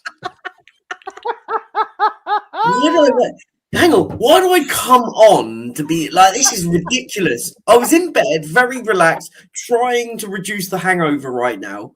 To just then get abused from Sean Butler. Here we go, like, playing victim. Yeah. Coming from you, Eugene, is the biggest irony coming. He comes on to try to point you in the right direction. Butler, you talk absolute waffle. Yeah, you do talk nonsense. But if only I had my videos right now, I'll be absolutely mudding you right now. If they're on a different StreamYard account, so what videos? You're lucky. I'll do the cooking video of me cooking some steak. That's not burying me, Sean. No, let's not try that one. Thinks he's so clever, doesn't he? Look at him. But you know what I generally think we should do? We should actually have a show, because I know we have discussed it loads of times, but did you say you've actually done a show on the whole flat Earth thing already? You've been a part of it, right? No, I haven't. So we've spoken about it, but we've never actually really analyzed like different videos and kind of really broken down the matter and had both sides of the argument. We've kind of just had a discussion amongst us. But I think in terms of kind of really trying to understand different aspects of it, because kind of also what we've spoken about before is the whole, why can nobody ever see the curvature? And actually, I saw a video of someone explaining that, and when you're so far, when it becomes so small, the curvature actually becomes so minimal, and that's why you can't see it like with the naked eye, basically, and like you can't see ships kind of going over. Sorry, the horizon is the curvature. That's why you see a horizon. That's why you don't see forever. Yeah, but you can, this notion, just quickly on both of those points. If the horizon's you can get that Nikon P100 thing, and you can put it at ground level. Right, this is where I agree with John and with Nikos, right? The math doesn't math. It doesn't math 100%. You can get one of those cameras that you can zoom in super close on the moon, And apparently, like you can see like the moon wave or the fucking aliens that are flying around, but you can also use it, and you can see ships that from the naked eye disappear over the curvature of the horizon, and they disappear completely. Disappear, gone. And you pull out your camera, and you zoom in enough, and the boats come back into view, right? And they're so far away that they should be 100 foot beneath the curvature by the basically it's like 8 inches squared per mile, right? Like that's the curvature of the Earth, 8 inches per 8 inches per mile squared or something. That's the way it works, right? So it's 8 inches per mile. On the second mile, it's 64 inches. The third mile, it will be whatever 64 times 2 is, however it works, right? But you can see boats that go over the curvature, and then you can bring them back in. We've done videos. So maybe I've just not been part of it. I just thought that would be really interesting to kind of I can get a video now if you want. Dilute it. Yeah, because then I want to send you this video that explains it really well. Let me see if I can find it quickly. Perchy. Yes. You came on. Yeah. You're right, Perchy. It feels like you're gonna die any minute. You came on to body me about the I don't need to body you, Sean. I body you every day. It's not a new thing. Sean, the master flip flopper, like just doesn't. And I wanted to ask. This is just happened. My man was totally cooked. His waffle simply awful. You've been stinker and hooked. What on God's name did I just what? I think I'm gonna have an aneurysm. It's a beautiful thing to bring that one out. It's absolutely sensational. Stinker and hook line, lovely. So Sean, I've just sent you 2 videos. If you're able to play those. Give me a minute. Give me a second. I'll get them up. Yeah. Okay. What are we doing there? So the second one explains the whole the curvature thing. I thought quite interesting. Sorry, before we go, I just want to add, Susie, like, you're amazing. It's so funny. The first time you came on, you're like, who are these donuts? And now you're doing research in flat Earth. It's amazing. Like the transformation. No, I'm not saying I believe in it. I just say I do question things, but I wouldn't say I'm as loony as you guys are. Well, you're getting there. You're getting there. I'm the rational one. I'm the skeptical one here. I just believe in reptilians. You are 100% joining us on the on the lunatic spectrum. Oh, Jack's getting scared there. It's bad enough. It's bad enough seeing messages from Sean Butler at midnight whilst I'm laying in bed. What's going on here? To be fair, Matt Cox. I saw Matt Cox, right, who was absolutely smashing last week's show, the other day's show, Tuesday night show, Wednesday night about what's his name, Charlie Kirk. He was saying this whole thing's a fucking joke. Earlier on, Matt Cox, correct me if I'm wrong. Did I not see you say? To be honest, Nikos has got me half convinced on the flat Earth thing. Hello, Matt. This is a chief skeptic. I see. I'm not. So most people in this chat are supposed to be like conspiracy theory, open-minded people, but a lot of you have come in and been like, "What is fucking bollocks?" You're all talking bollocks. But Matt, you're one of them.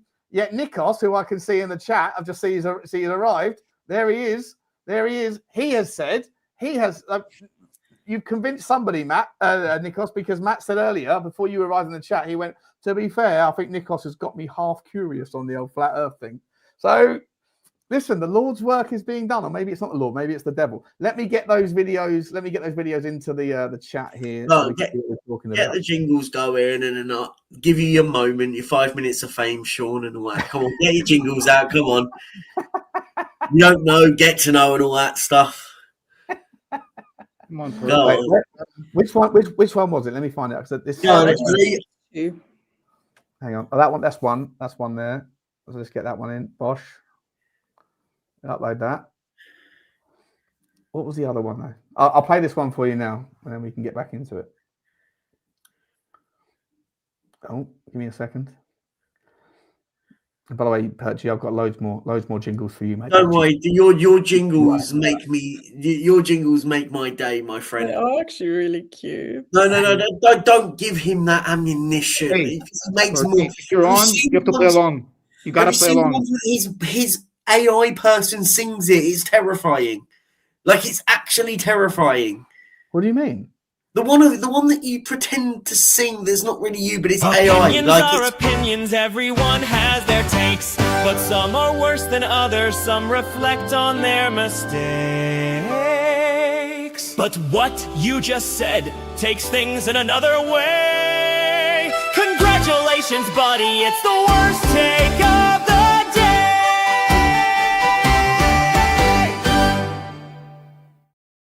Yeah, that one is enough for me to go to bed. Cringy as fuck, that one. I had to change it. I had to make that one a bit sus. But no, because Smooth loves all this stuff, by the way. Yeah, no, because the audio was brilliant. I was like, fucking, that's amazing. I have to fucking get a new video for it. And then I was like, I haven't got time. I'm going live, and I'm going live with someone that's gonna say something stupid, and I have to play it. And I was like, bollocks, I haven't got time to make a video. So I quickly recorded it, and my mum was over to my house, and I was like, Mum, what do you think? And she pissed herself when that's absolutely brilliant. I was like, are you sure it's not too cringy? She went, no, it's brilliant. I was like, okay then. I had a few beers. I was like, I'll trust your gut instinct. And I played it, and everyone in the chat, some of them were laughing, the most of them were putting the vomit emoji and going, Butler, you're 41 years old. What are you doing? Wait, hang on, wait, you sung that? I didn't sing it. It's AI singing. I just recorded the video. Fuck. Wait, I thought that was AI that did that video. Of course it was AI. Are you serious, Byrd? What? Of course it was so AI. hold on, the whole like with the hands. So that's me. That's me doing that. Yeah, I recorded what? that. It's not me singing. So hang on, what? I thought that was all AI. Oh my god! AI. I just recorded it going, it's the worst take. It was miming. Are you guys drunk? Like, are you guys really? No, Eugene, I get that part. I thought the whole video thing was done by AI. Like, you put a photo and then it moves you. Yeah, that's what I thought. Yeah, this guy's a thespian. He's an actor. I want to play the Stinker and Hook clip again on that one, Perchy. You're a fucking idiot, bro. I think what are you doing here? Well, I don't know what I'm doing here. I'll be honest, I don't have a fucking clue what I'm doing here. I'll be honest, I was laying in bed, I was relaxing, I was trying to just sober up a little football bit. manager, yes, but now you're here, so you need, No, I don't need to be here, Eugene. It's my Friday night. I'm here out of... Don't be a downer. You're here, let's do it. Anyway, can we see these videos? Let me show this first video. The video. Let's do it. Can't do it now.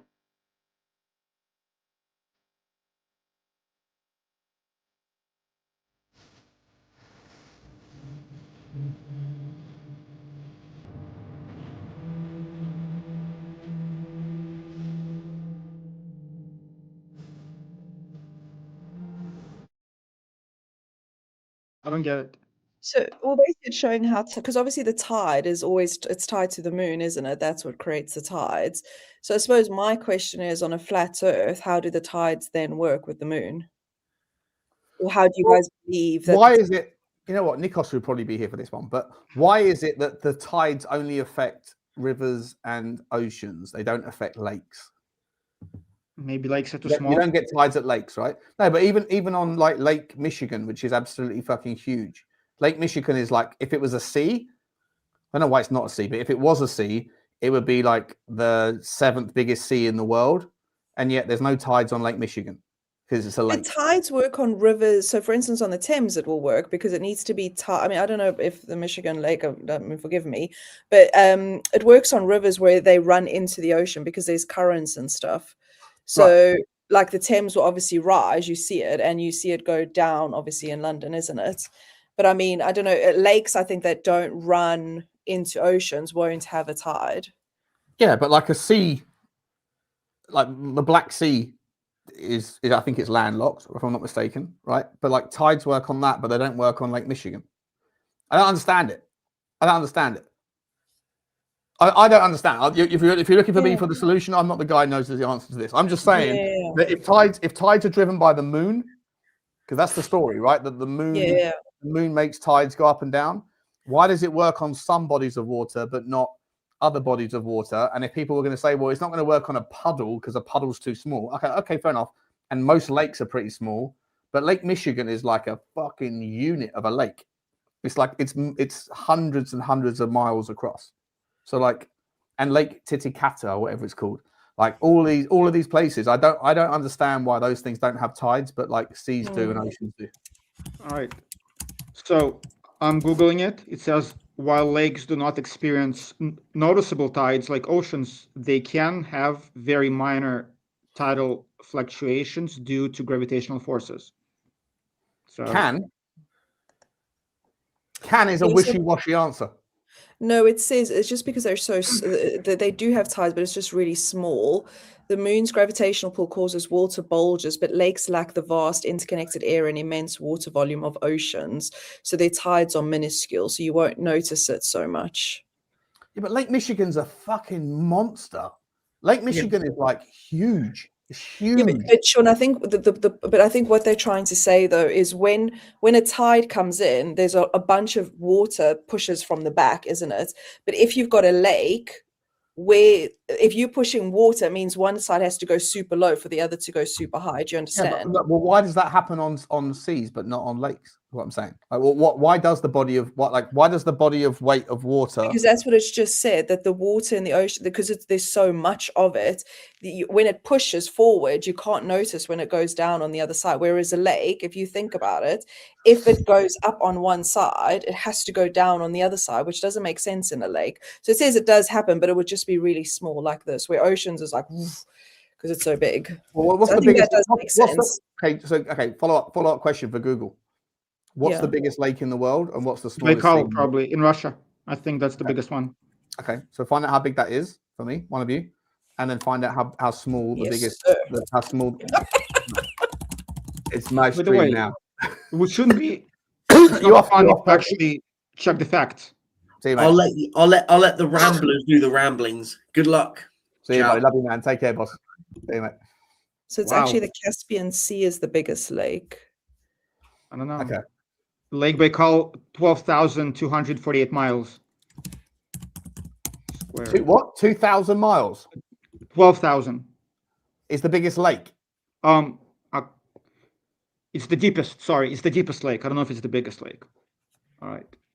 Yeah. So the Caspian Sea has tides, which is the biggest lake, but they're extremely small and generally, so they're unlike oceanic tides because it's a large enclosed basin.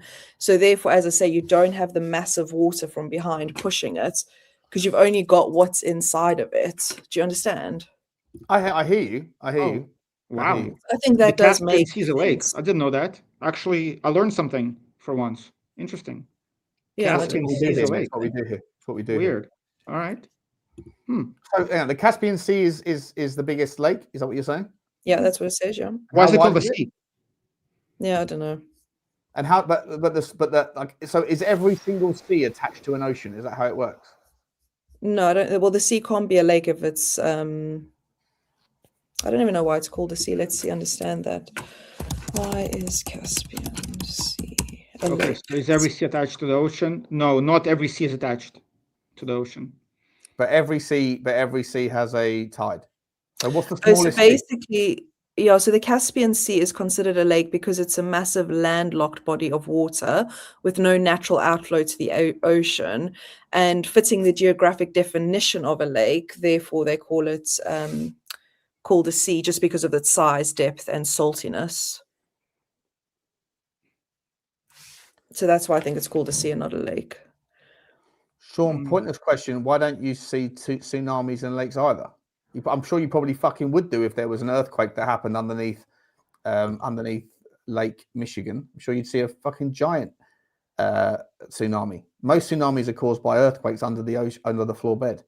Matt. Yeah, absolutely. But if you have a tsunami from a lake, it's only going to go that far.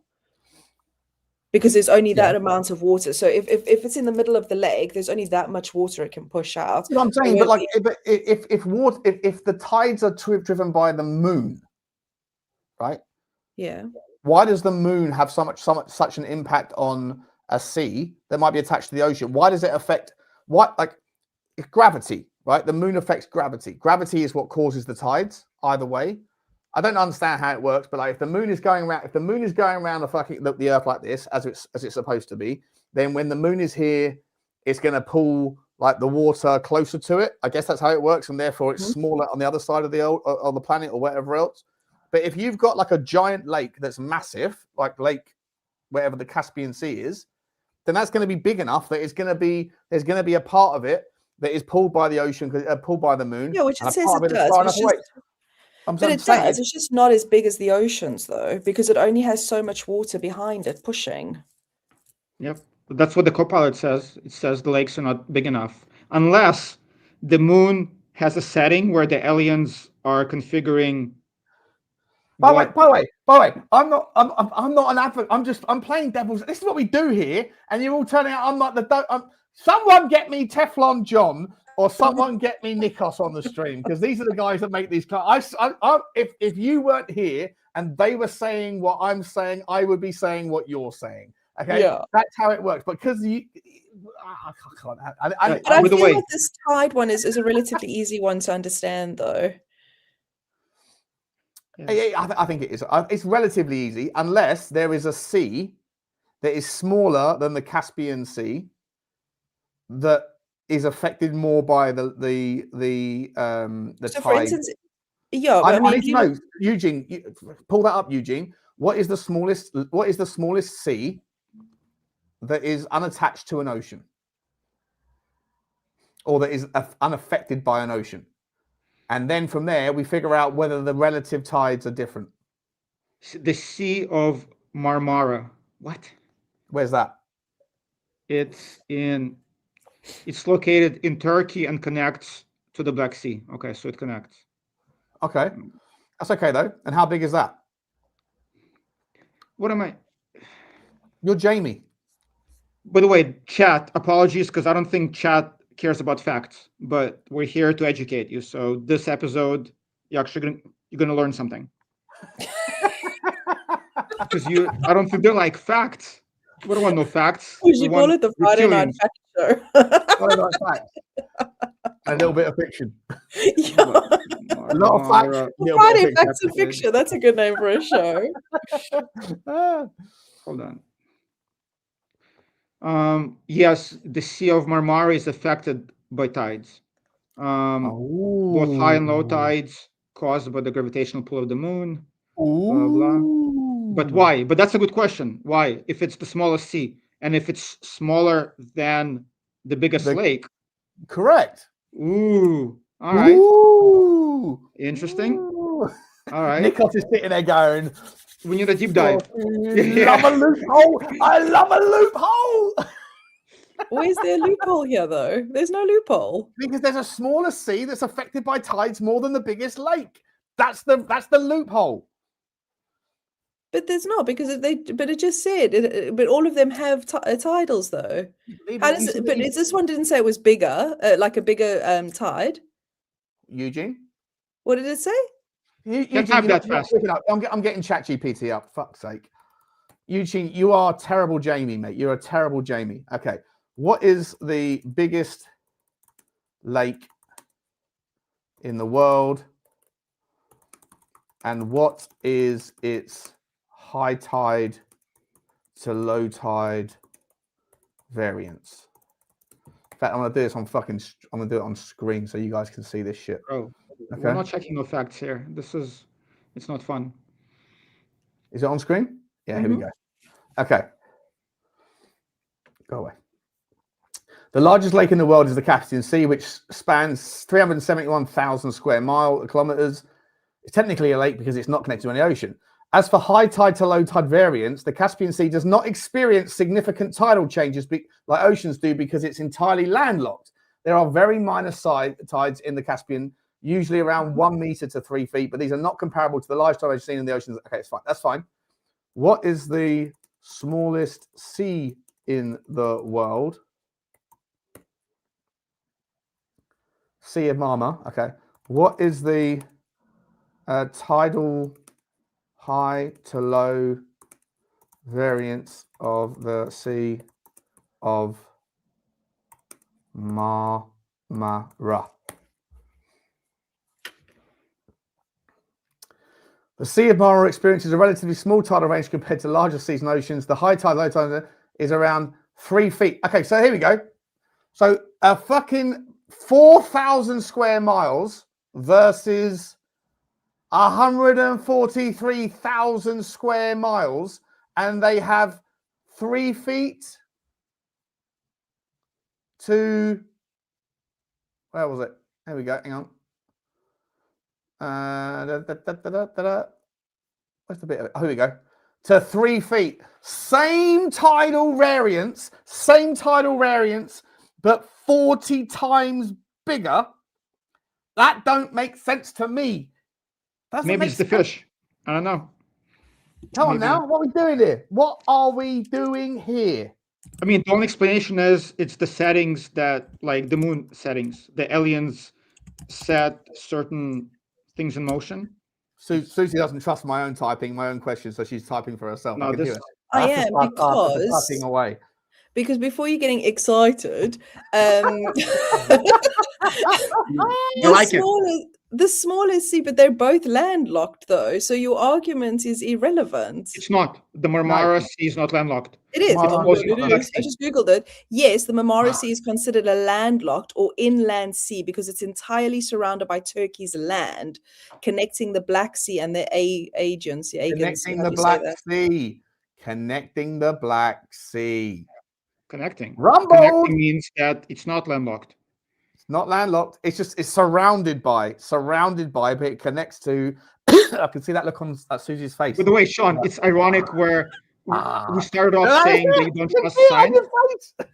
No, it's funny. You said you don't trust science, and now we're doing ChatGPT and Wikipedia. Well, yeah. Go on. No, I'm just saying. Just Okay. But then, I feel that you kind of answered your own argument. So you're trying to say that because the smallest sea doesn't or has the same tidal as the massive sea, but the massive sea is landlocked, so it doesn't connect to a sea. But now this one you're saying is connected to the Black Sea. So therefore, it's got a massive pool of water. Then, so what's I don't understand. 4,000 square miles. No, 11,000 square kilometers versus 370,000 square kilometers. So it's 37. It's connected to another sea. 37 times bigger area of water, Susie. 37 times bigger, and it's got the same amount of tide. The tide don't tide. The map but my point is the smallest, but that Sea of Marmara is connected to a bigger ocean, though, or a bigger sea. Yeah, but by how much? By little tiny little. By the way, I'm only playing the role of Nick. No, I know, but I kind of feel like it does make sense because now you got even if it's a small river that connects to the Black Sea, you've still got the point of a tidal wave is because it goes like this, isn't it? That's what creates a tidal wave. So if you've got more water, a body of water coming in, that's what pulls the tide in. So it does make absolute sense. If you have 37 times more water, then the moon's pull should have more of an effect than on something that's 37 times less water. But yet the tide is exactly the same. No, I think you're missing the point. So how big is the Black Sea? I have no idea what's going on at this point. Eugene, you know that there's something suspicious about that map, right? You lost me 10 minutes ago. I'm converting Eugene tonight. No, I'll convert you next time. Okay, you're the final boss of converting to the conspiracy world. The math doesn't math. I hope I'm doing a good job for you, Nikos, tonight. I hope I'm doing a good job. And by the way, I don't believe a word I'm saying myself. I'm just saying it because it has to be said. Okay, so Shawnee boy, so the Caspian Sea. Hold on. Oh, she's just read something that doesn't suit her narrative. Uh-oh. Oh, it's because I'm trying to make sense of it in my head. That's why. I think I get another beer. Can I leave you two capable people in the hands of the chat for a second? No facts. This is too much. No, the facts don't make it fun. I'll be back. No, but in my mind, I still feel like it's correct because with so fine, fair enough. The Caspian Sea is larger than the Black Sea. However, the Black Sea combined with the Sea of Marmara or whatever it is. So let me get the size of Marmara. It connects. I don't know. I'm not a scientist, so. Because I do just feel like it does actually make sense, but I just think obviously it makes sense. Obviously, we're just talking. Somehow it makes sense. I'm just not sure how. Nikos couldn't stay away. And you're mute, I think. But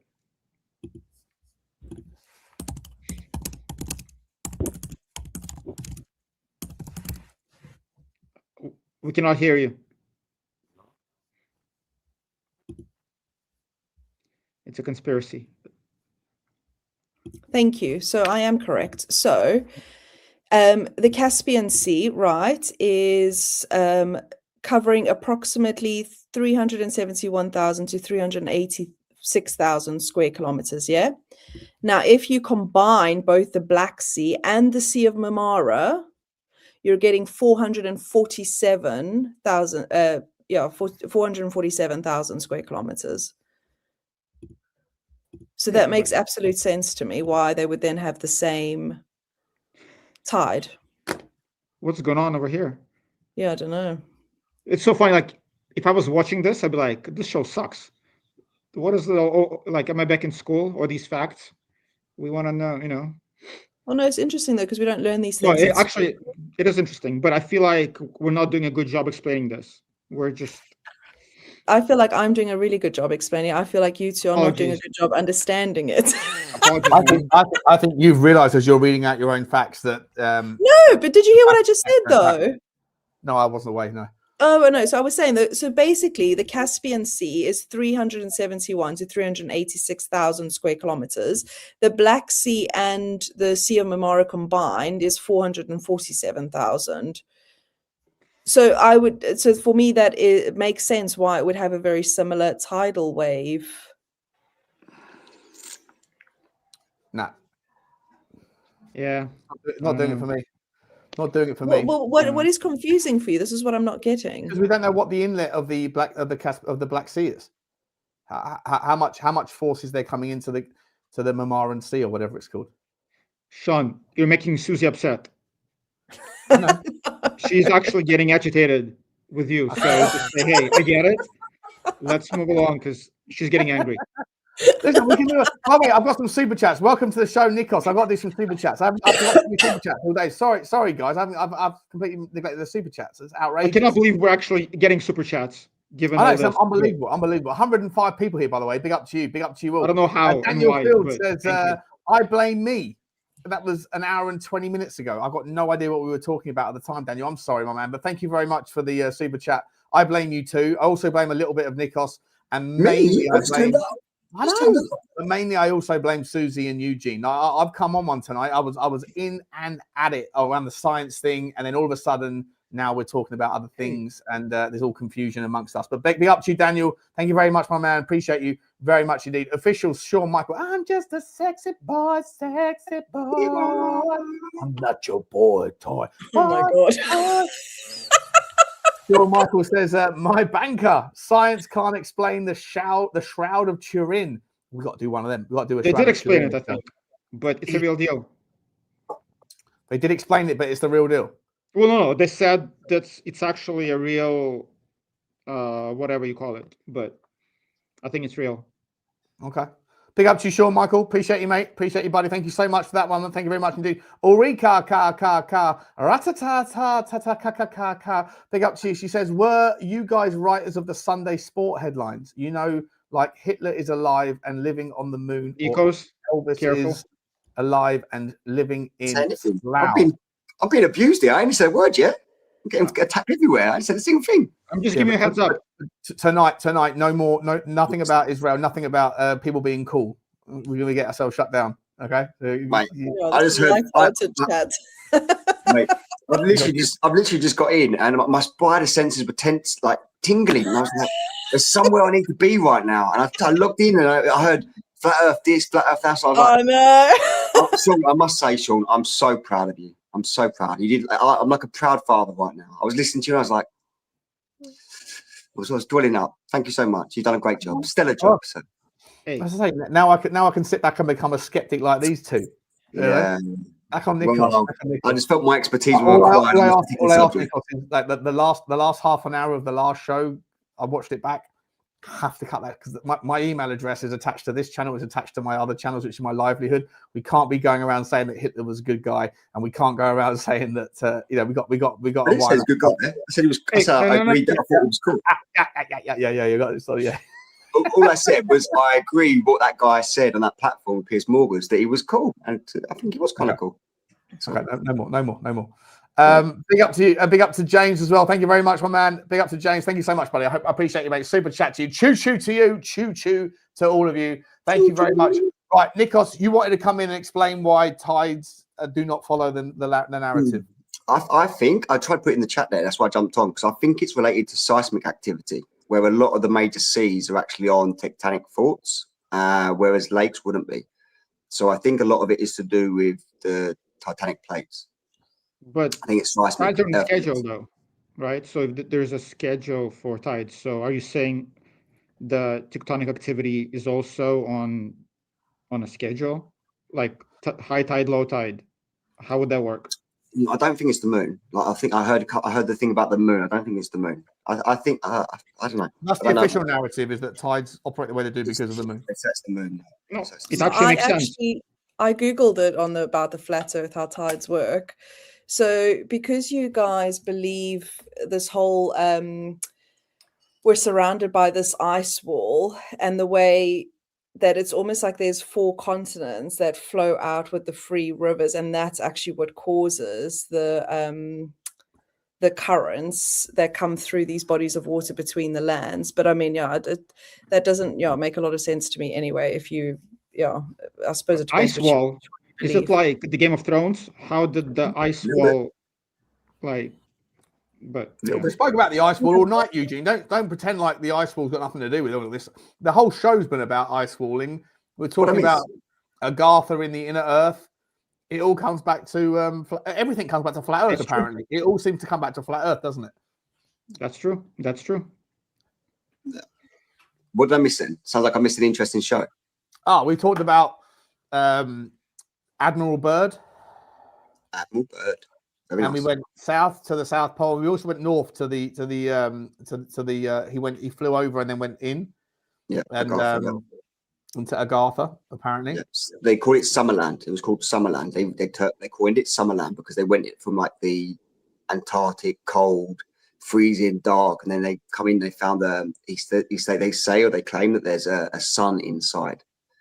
So Admiral Byrd was one of the first. He was a very decorated, obviously, in the Navy. He was one of the most decorated people in the Navy at the time. And he went, I'm going to go and do this ice wall. So they've literally circumnavigated the ice wall for 30,000 kilometers, and then they found an opening. That's right. Actually, that's Nikos, you reminded me. That's the craziest part. Not even the aliens, but that there was a sun inside. I remember. That's the craziest part. Hollow Earth theory. Have you covered the Hollow Earth theory at all tonight? Yeah. That's what I was looking at. The Hollow Earth. Yeah. I'm trying to find a video, because I remember about 15 years ago that on I saw something on like is this one? Maybe this will do it. But there was an International Space Station video that they took that was, and it showed like as they flew over towards the North Pole, you could see this fucking like clouds that were getting sucked in to some sort of portal or some sort of hole at the top of the Earth. And I remember going, can't be real. But this was well before. I was about like 17 when I saw it, like 18, like really, really young. So like well before AI, well before there was like super manipulation. And I maybe it's on this particular security. Find the picture of the pyramid, Sean. Find the picture of the pyramid in Antarctica. There's a picture actually, and now it used to be on Google Earth. Now it's not. But if you look for it, there's a picture of a pyramid-shaped thing, and this guy, the NASA guy, or not this Special Forces guy, he said he was there, and it's a base. It's an American plus alien base. But there's actually a picture online of the pyramid. It's pretty crazy. I think it's termed the Black Pyramid, I think. That's right. There you go. So something like this. There's the International Space Station. There's that. See on the split between the two pictures, that kind of black hole. See that black hole there, like on the top of the thing. It looks like it's getting sucked in. and that's a picture of the Earth on the right hand side, the top there. It looks like there's a hole there. Listen, I don't know, by the way. I'm open. I don't believe it, but I'm just saying that I'm not sure if this does the job. But there's a video here. I'm sure this is International Space Station stuff. Let me shoot forward. Here, hold on, Sean. Here, open this up. Hold on. Open what up? All right. Afterwards. Do it now. I'll do it now. I ain't got to wait for my shit to finish. I'll do it now. Here you go. Put it up, Jamie. Put it up, Jamie. Yeah. Boom. Yeah, that's the pyramid. Yeah, that's too fucking weird, isn't it? There's no way that just gets created by chance. Mm-hmm. What are we saying? Is it on the screen? Yeah, it's on the screen. Yeah. There's no way it's a natural object. Like, there's no way. What are you saying, Susie? Yeah. Well, what about these pyramids in Antarctica? Yeah. Do you believe them? I mean, I don't see why not. I mean, what's secretive about them?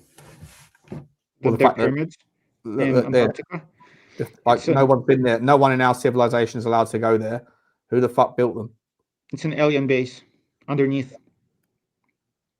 It's aliens. It's always aliens. Well, I suppose it depends how long it's been there for, I guess. Well, I'm assuming a long time. But yeah, but that's my point. It doesn't necessarily mean no one's been allowed to go there. But I mean, how are these on the History Channel then? So somebody has gone there. Couldn't it be that these like the poles shifted? Yep. You know, like back in the day when the poles in Egypt, sorry, the pyramids in Egypt that were Dr. Robert Schoch, I think his name is. He went there and he saw all the precipitation around the Giza pyramids and the lion face or whatever that one's called. And he said like that the amount of like precipitation there, that cannot be caused by anything other than an unbelievable amount of either water that's there just washing it away relatively quickly, or through a lot of precipitation, i.e. rain. He said, but the fact that there's no rain and hasn't been in this procession means that it means that the dating of the pyramids is way back. And he made the assumption that that it therefore has to be like the last time, the last procession of the equinox, the last procession of whatever it is, which predates it's like 12,000 BC. But it doesn't mean that it's that. It could be the fucking procession before that. It could be like 35,000 or 38,000 BC. You know, it could be that old, but it's nowhere near as new as the guy from Egypt, whatever his name is, the Egyptologist that's a complete donut, says it is. And the same shit could be happening with regards the pyramid that's on Antarctica, right? Like it doesn't have to have been visited whilst Antarctica was full of snow.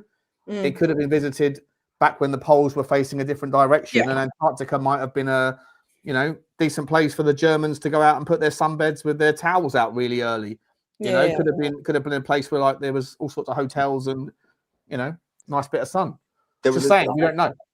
You knows what I'm going to say, but there was an ancient civilization here that built pyramids all over the world, and Antarctica was one of the places they built it. There just happens to be ice there now. So whether that's because there's been an increase of water or whatever, but those pyramids were there. There's pyramids that are underneath water, underneath bodies of water. So it just seems to be there's been a lot of excess water that's hit the planet over a period of time. But I think they go back tens of thousands of years, to be honest.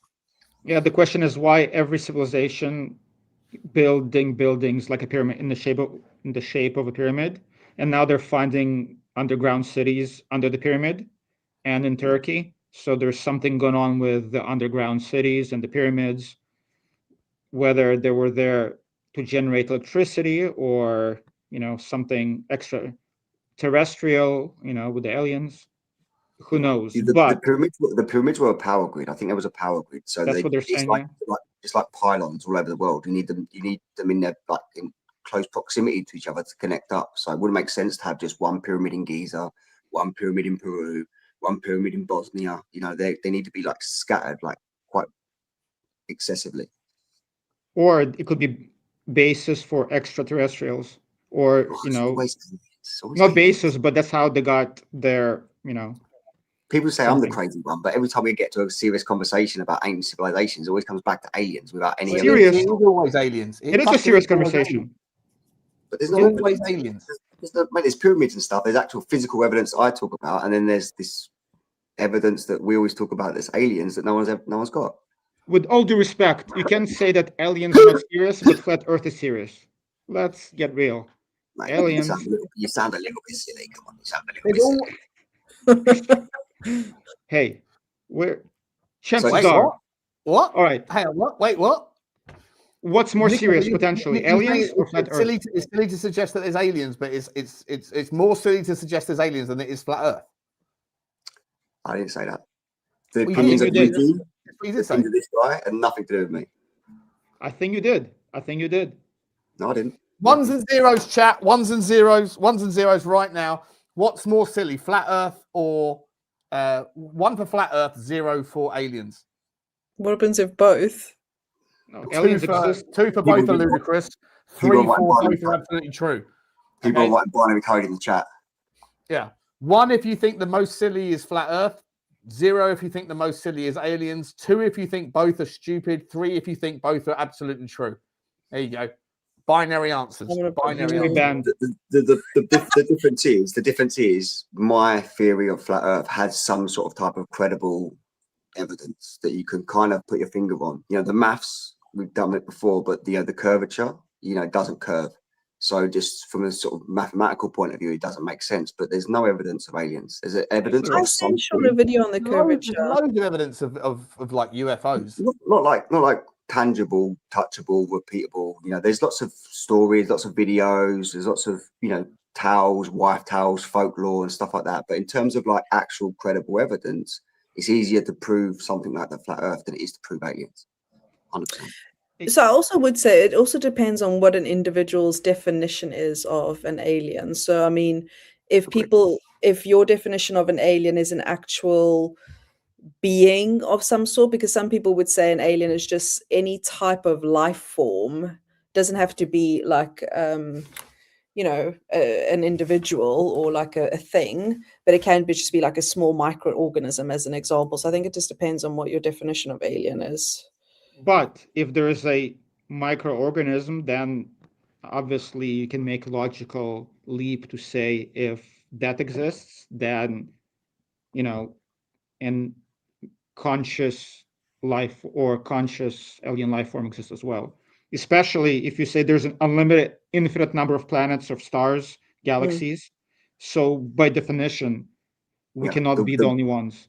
The word alien defined as a noun is a person or a being from another world, another planet, extraterrestrial life form, a person who is not a citizen or national of a particular country or foreigner, or somebody who feels isolated or does not belong to a group of society.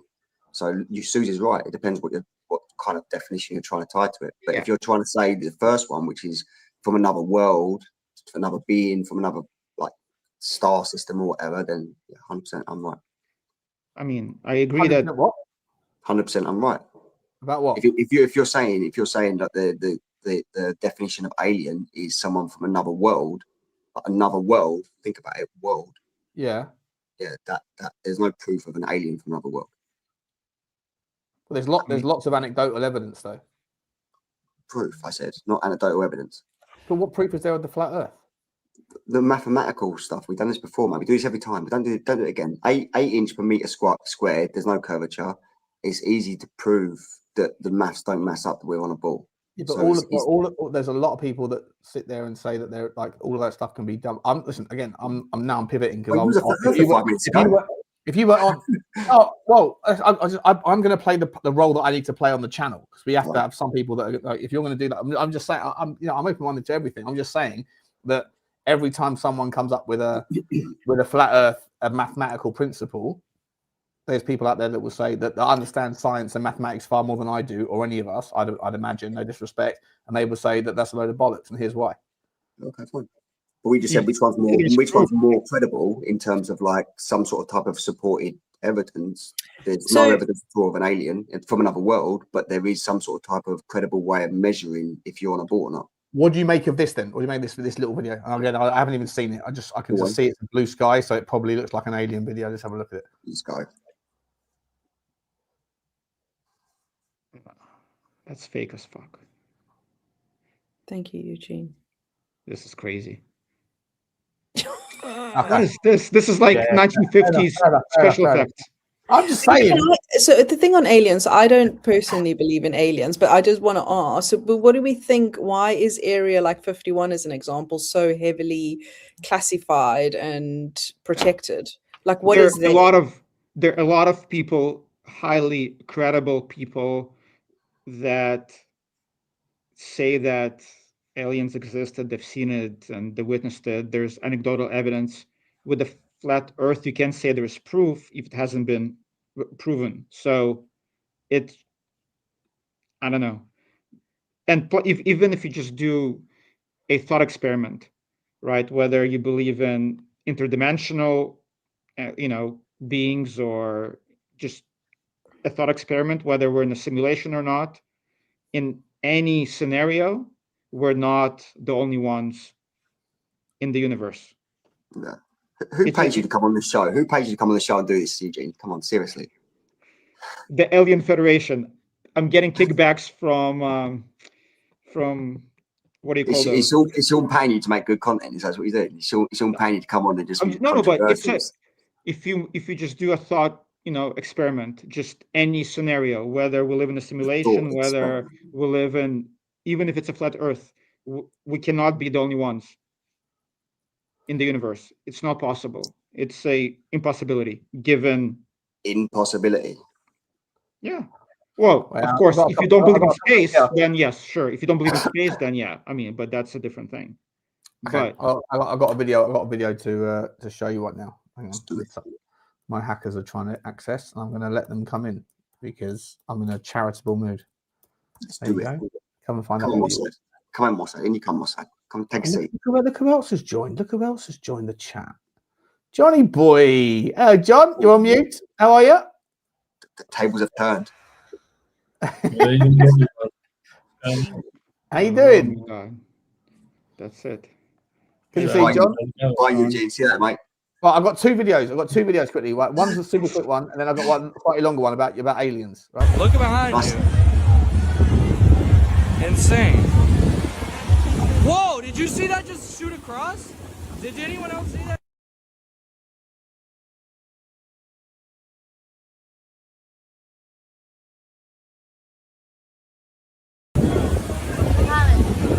Look behind you. Insane. Whoa, did you see that just shoot across? Did anyone? Look behind you. Anyone believe in that one? Anyone believe in that one? No. Yep. Yeah, I'm not against the fact there's definitely technology out there that is more advanced than what we know in the air. But it's probably controlled. All right, Nikos, let me ask you a question. Like one of the most famous incidents, like in Africa, where the aliens landed near at the school, and they were communicating with a bunch of kids, and I think there were like 20 kids or witnesses who saw it.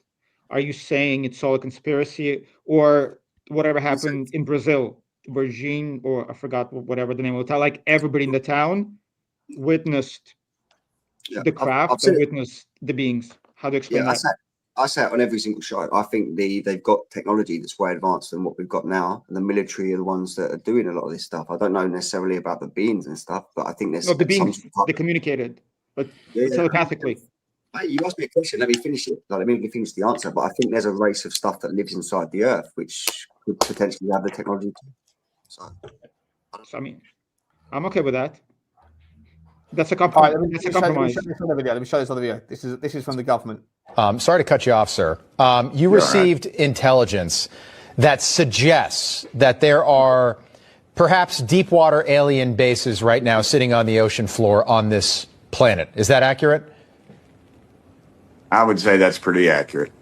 Can you go into more detail? How long have they been here? Where are they? Well, I'm extrapolating all this with my East Tennessee vernacular. So we've got five or six deep water areas of our oceans.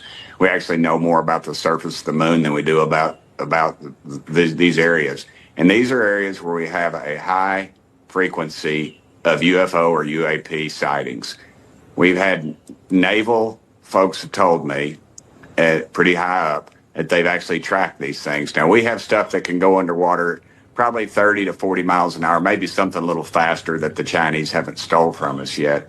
And we've tracked things big as a football field going 200 miles an hour. Now I realize in the water you extrapolate that to knots and all that, but just for good old East Tennessee common sense, 200 miles an hour is something the size of a football field, and we don't know what it is. And these are in these areas, so yeah, there's something going on there. And whether it's something that's been here for millennial or whatever, and I'm not afraid of it. I'm kind of like Dr. Loeb.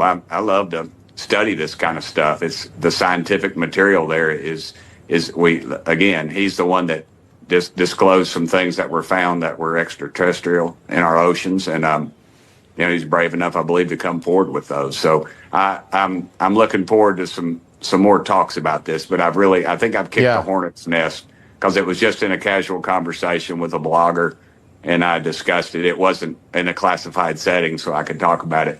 But I always remember the last thing this one high-ranking official told me as he left my office. He was right close to me as I am to my phone in my barn right now, and he said, "Tim, they're real." So that brings us back to inner Earth.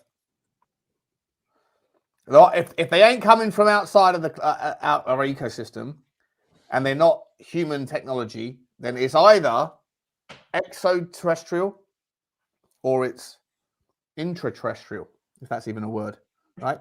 Either there's Susie, don't laugh, Susie. You were all sorry, on I was board. laughing at Matt's comment this one time at Bandcamp. If you watched American Pie. Sorry, carry on. What are we saying? Are we believing that there's an underwater ecosystem? Sure. Yeah. Marco Rubio said that, but like Admiral, a lot of high-ranking officials came out and said that there are bases, and it's not necessarily that beings live there, but what I've been hearing from my sources, deep, is that the bases, they build drones, and they build not robots, but the gray aliens that people see. Those are built in those bases, and then they go and they scout or do whatever. But it's not like the actual beings, perhaps. Your sources. What are you? Who are you? I cannot talk about it. Okay. I cannot disclose. I'll send you a list of podcasts later. His sources are ketchup and barbecue sauce. No, but Marco Rubio. No, if you watch Age of Disclosure, it's a great documentary with high-level government officials. They come and talk about it, and it's interesting. I recommend it. We're going through a disclosure program right now where they're priming the people of the world for the announcement that aliens are real for whatever reason. Well, there's definitely going to be a.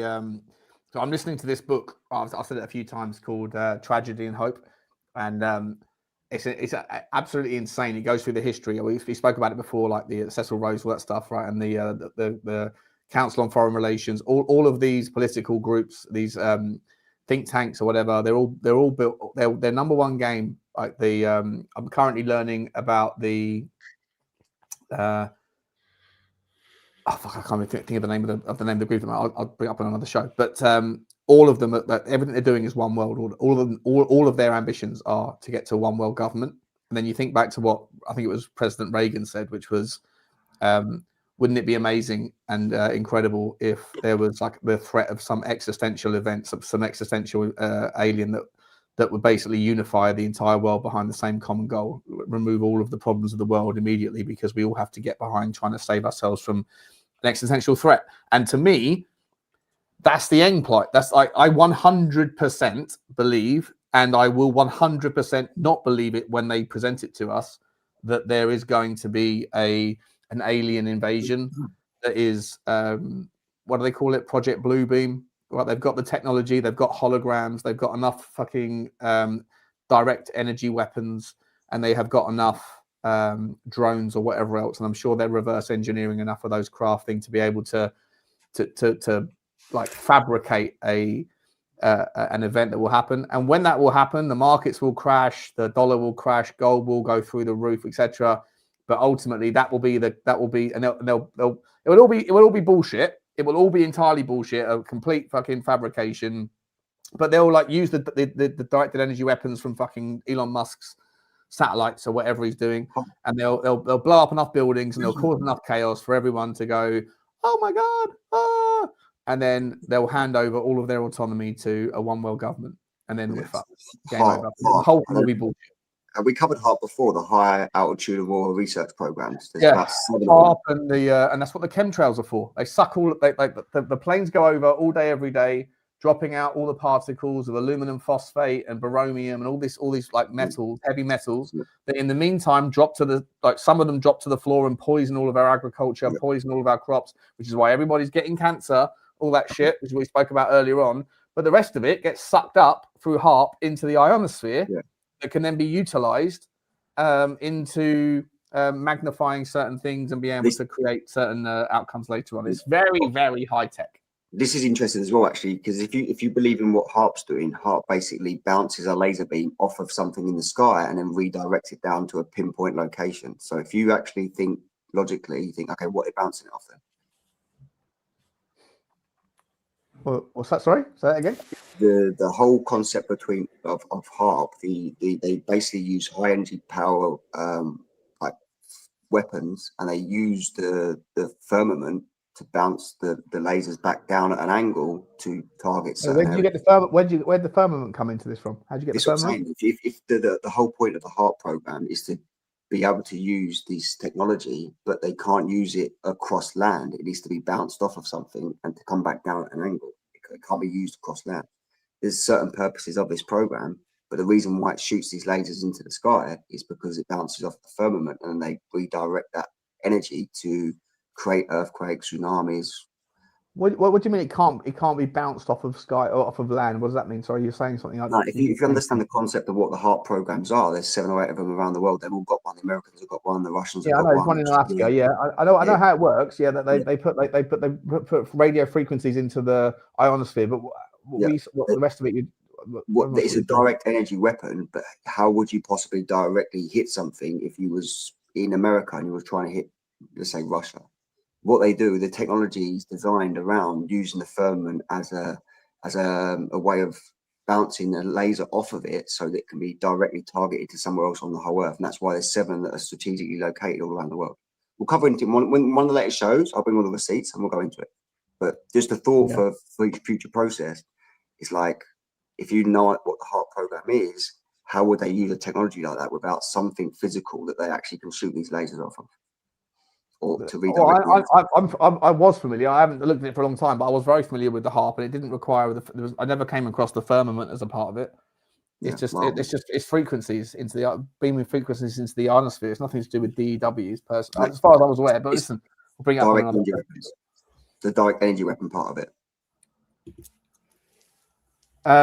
Okay. I think I've actually got something here about. Have I got a video here about one of the things we're talking about? I'm a bit unprepared today. Because I've been out all day. I've just sort of jumped on. But I'm on the later shows. It's a good time to round off. John, you haven't even fucking spoken, mate. Susie, I know you got to go. Thank you so much for coming on. I love you.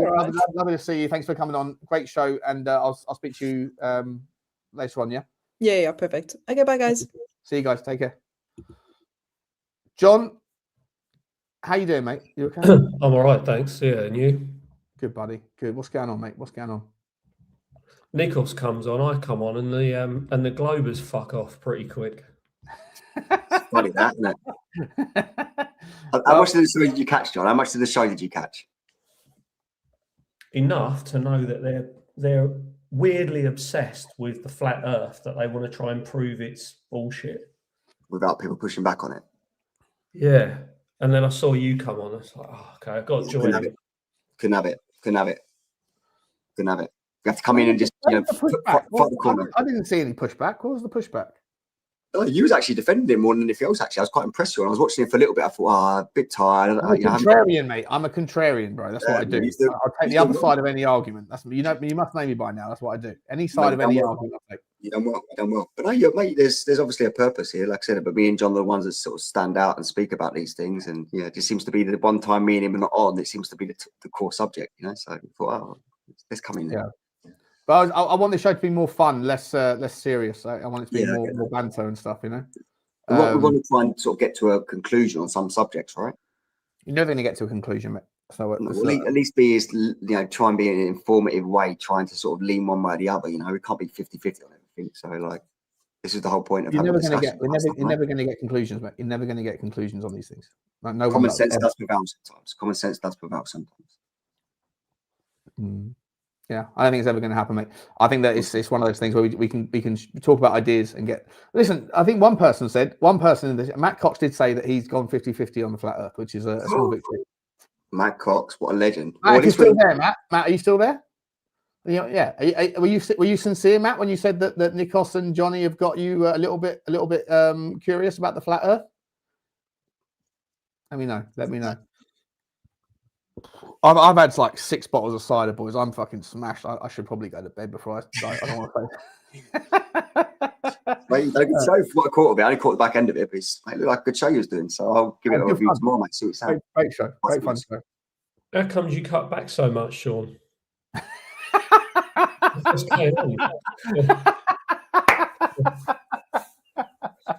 100%. Yeah. No, I'm trying to.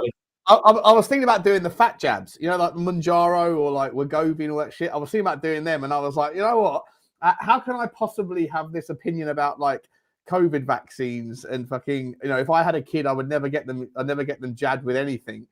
And then at the same time, I go, well, I can't be bothered to go down the gym, so just fucking jab yourself with some fucking bullshit, and it takes away your appetite. And then you see all of the Hollywood actresses that have like been on it for a couple of years, and they're all gaunt and look like they're fucking ghosts. You know, I'm like, oh, I don't know.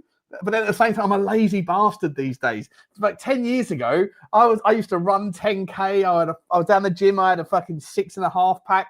I was in the best nick of my life. I didn't smoke, didn't drink. I was in a proper good place. These days, someone get me a fucking fat jab. Someone just get me a fat jab. You know, just let that weight drop off. Mate, look into speeding up your metabolism. An easier way of losing weight is just look into ways to speed up your metabolism. That's an easier way of doing it.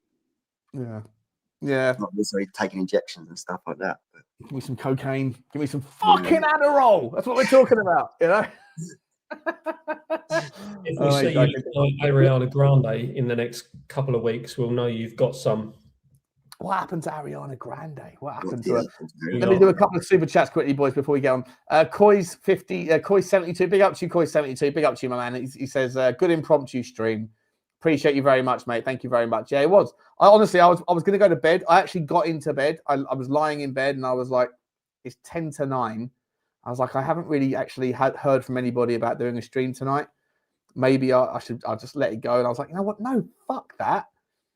I've had enough beers to make me, let's go on a fucking rant. And the first half an hour, poor Eugene, he's taken a breather. But the first half an hour, I just decided to go in on one about science and about all sorts of shit. I look forward to reviewing it then. I look forward to watching it back. Big up to you, Koi 72. Rich's man, big up to you, mate. He says, brilliant show again. Thank you, mate. Appreciate that. Really interesting topics and great entertainment. Thank you. I still think the Earth is round, though. Yeah, listen. I'm leaning. Like because my head says.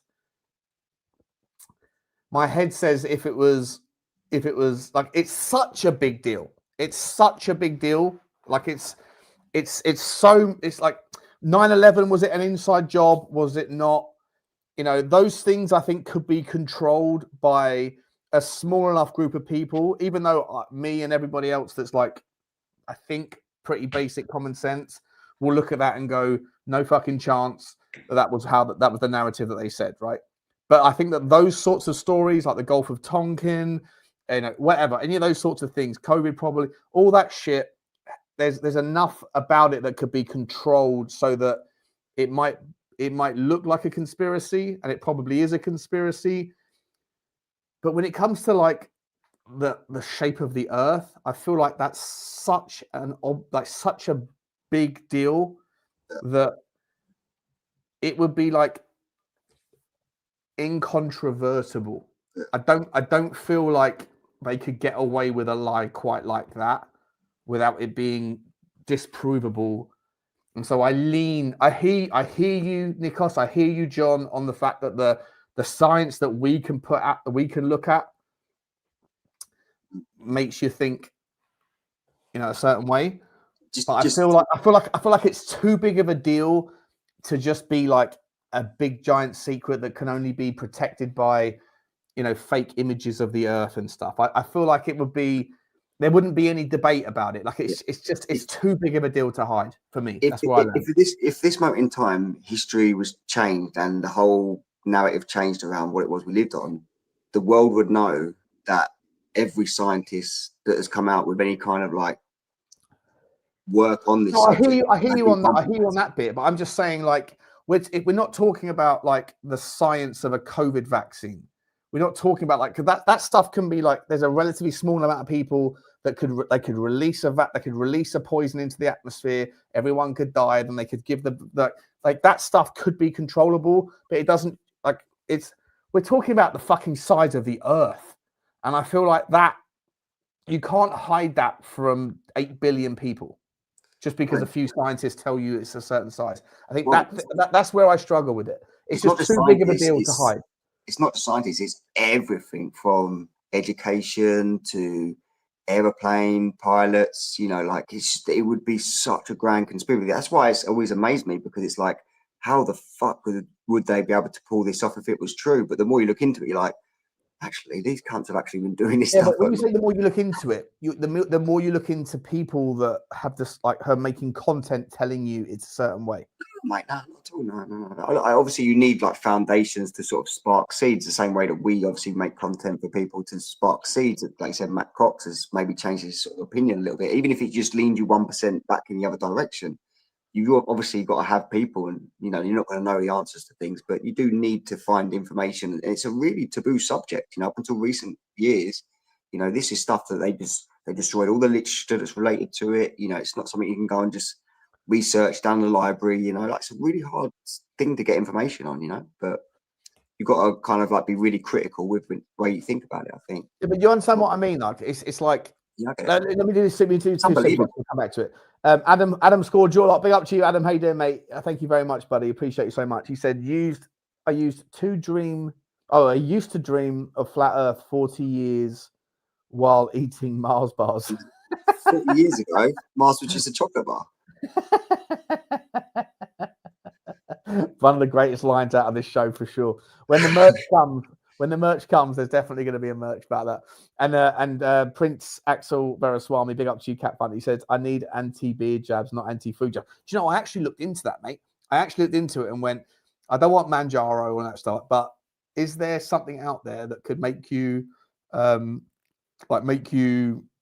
know, have less desire for alcohol? Yes. Apparently there's something you can take that that makes you feel sick if you drink alcohol, which might be something I should probably do because I do drink too much. But yeah, I'll talk to you about that off air.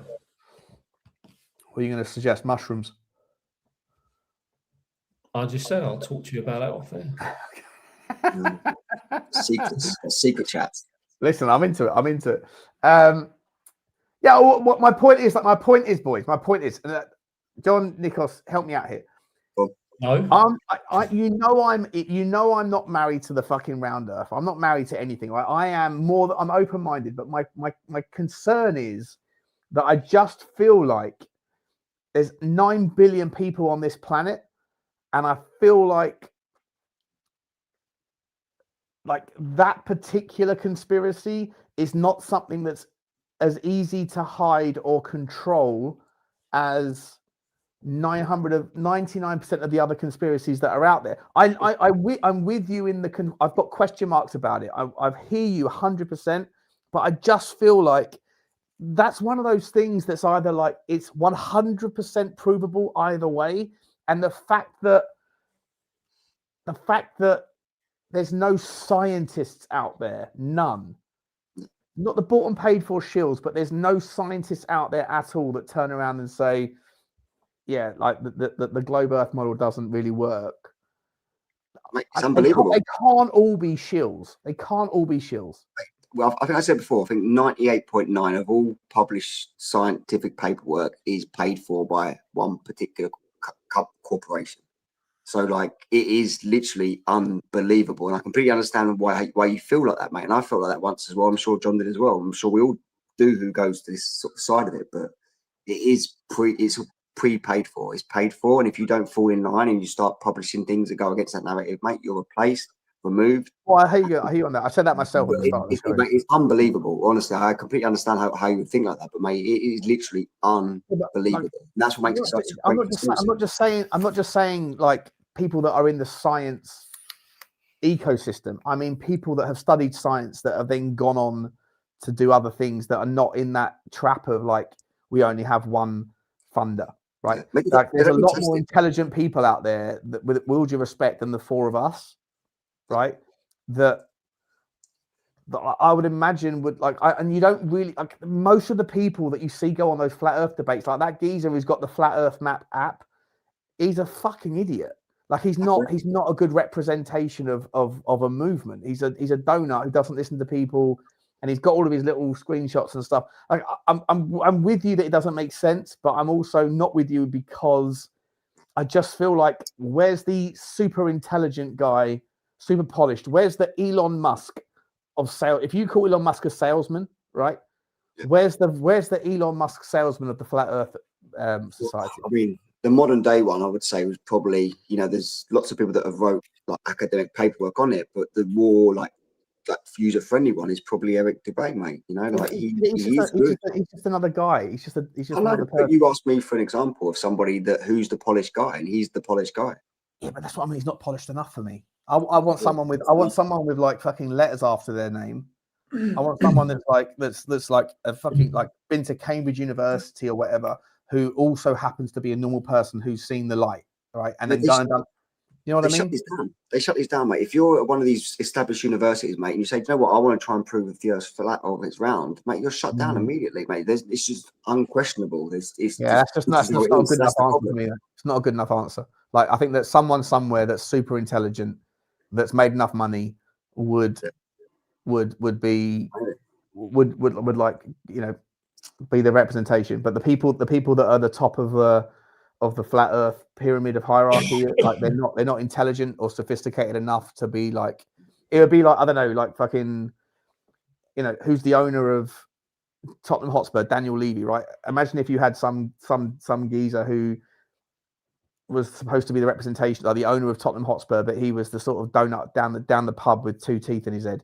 Like it just doesn't add up. Like there's an absence of intelligent people, super intelligent, like super polished people that are at the top of the pyramid of the flat Earth narrative. For me, that's what I'm saying. I'll find some for you. One of the later shows we'll cover it again. I'll find a bit more sort of if you don't like the polished guy, I'll find some more paperwork credible guys, and you can go from there. But there is enough of them out there. But like I said, just in terms of like the scientific world, these subjects are not discussed. They're not allowed to be tested. There's no one out there that's actually trying to prove what we're saying. If anything, it's the opposite. It's been a lot of time and a lot of money. Why not? That's a problem. That's what I mean. Why not? It's such a big deal. It's such a fucking big deal because you're right, Nikos. If that can be proven, and you've got someone out there, if you've got an Elon Musk type guy out there, he doesn't have to be a trillionaire, but like someone that's like, that's of that caliber of human being, or any caliber, but just like a better caliber than what I've ever seen in the flat Earth model society thing, then they don't exist. I've not seen any of them. And so like, I'm just thinking like, maybe the science is a bit more complicated than it's like the simple science makes us think a certain way, but the complex science that explains the gap, that's why not more people don't represent it. I'd be interested to meet somebody in one of these higher societies. I'd be interested to have a conversation with someone up the food chain a little bit and see what their beliefs are on it. And if you can get someone high up in one of the Freemasons to say, yeah, this is a bit of a scam we've been put on everybody because we're controlling the narrative or whatever, like if you can get somebody like that, I think that would be a lot more credible. There are whistleblowers of the Freemasons, right?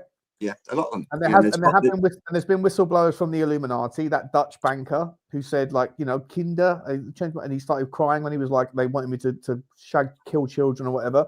He died. There's a lot of people who have been whistleblowers of everything, and they've all died. I don't believe there's anybody that's been offed from the Flat Earth Society, John? I'm sure there's plenty. I'll bring some evidence on the later shows, mate. It's a little bit unprepared, but I'm sure there's plenty of people that have been trying to go down this like contradictory route, and they're just they're just. Yeah, but the thing is, Sean, if someone comes out about paedophilia, there's surely shit. Okay, don't say that word again, please. Yeah, sorry. Right. If someone comes out about that, there's consequences to that, aren't there? People want their heads. But if someone comes out and says, "Oh, I'll tell you the truth, the Earth is flat," what are they going to do about that? No one's going to say, "Oh, I want this bloke jailed because he's come out with that." People are not going to really care, are they? Generally, I think so. Well, why though? So. Why would they bother? It changes everything. It does change everything. Like, hold on a minute. I'll agree with you, right? If it came out tomorrow, how many people do you think, if you walk around the street, how many people do you think would be up in arms about it and go, "Oh my God, we've been lied to"? They would still get on with their day. The average well, that's really that bothered, would they? You can make the same argument about aliens, right? Aliens are basically, there's almost been like a disclosure about aliens, whether they're from elsewhere or. There's already been basically the age of disclosure is already here, but no one seems to be bothered, right? But I'm just saying, like the average person on the street, fuck those guys. Like, they don't give a fuck. They're too busy worried about where they're getting their next beer from. But in terms of like the social zeitgeist, you look at that guy. I don't want to get into the conversation again, by the way, so I'm just going to mention his name, but I don't want to go down that path. But the guy Nick Fuentes.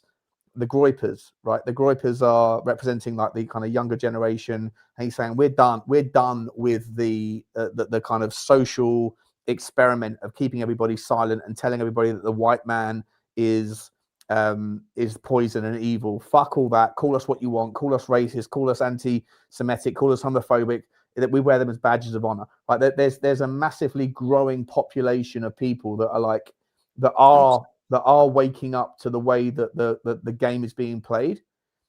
And so I think that with regards, if there was a undisputable proof that the world was flat, I think it would shake the foundation of society to those people that are curious enough to be looking into it. Those people that are in that zeitgeist, I think they would go, holy fucking hell. If that is real, and for the last 100 years, we've been lied to by NASA and all the scientists and all the politicians, I think that would be more groundbreaking than the concept of powerful people that are so wealthy that they are bored of shagging legitimate girls, no matter how good looking they are, because they can get any bird that they want because they're wealthy enough to make any bird go, yes, I'll do what you want. And so when you've got so much money and you've had so much power for so long, it's boring. There's like every bird, doesn't matter how good looking the bird is, there's a guy out there that's tired of fucking her, right? Yeah, but why are people not up in arms now about the moon landings when a lot of people are saying, yeah, they were bullshit. Yeah, look, all of this stuff's coming out. I was watching an analysis video the other day, a body language expert, and he was watching the 3 or 4 of them on a panel. They were up in front of the media on how their body language was proving that they're lying and they were uncomfortable. And they should be celebrating the fact that they've done this incredible mission. Yeah. And they all looked like they didn't want to be there. Yeah, I've seen that. Yeah, I agree with you about the moon landing thing. I do. Why are people, if you're saying about people be up in arms about the moon, the flat Earth that we've been lied to, and all this money's been spent. No, I'm saying if it was incontrovertible proof, right?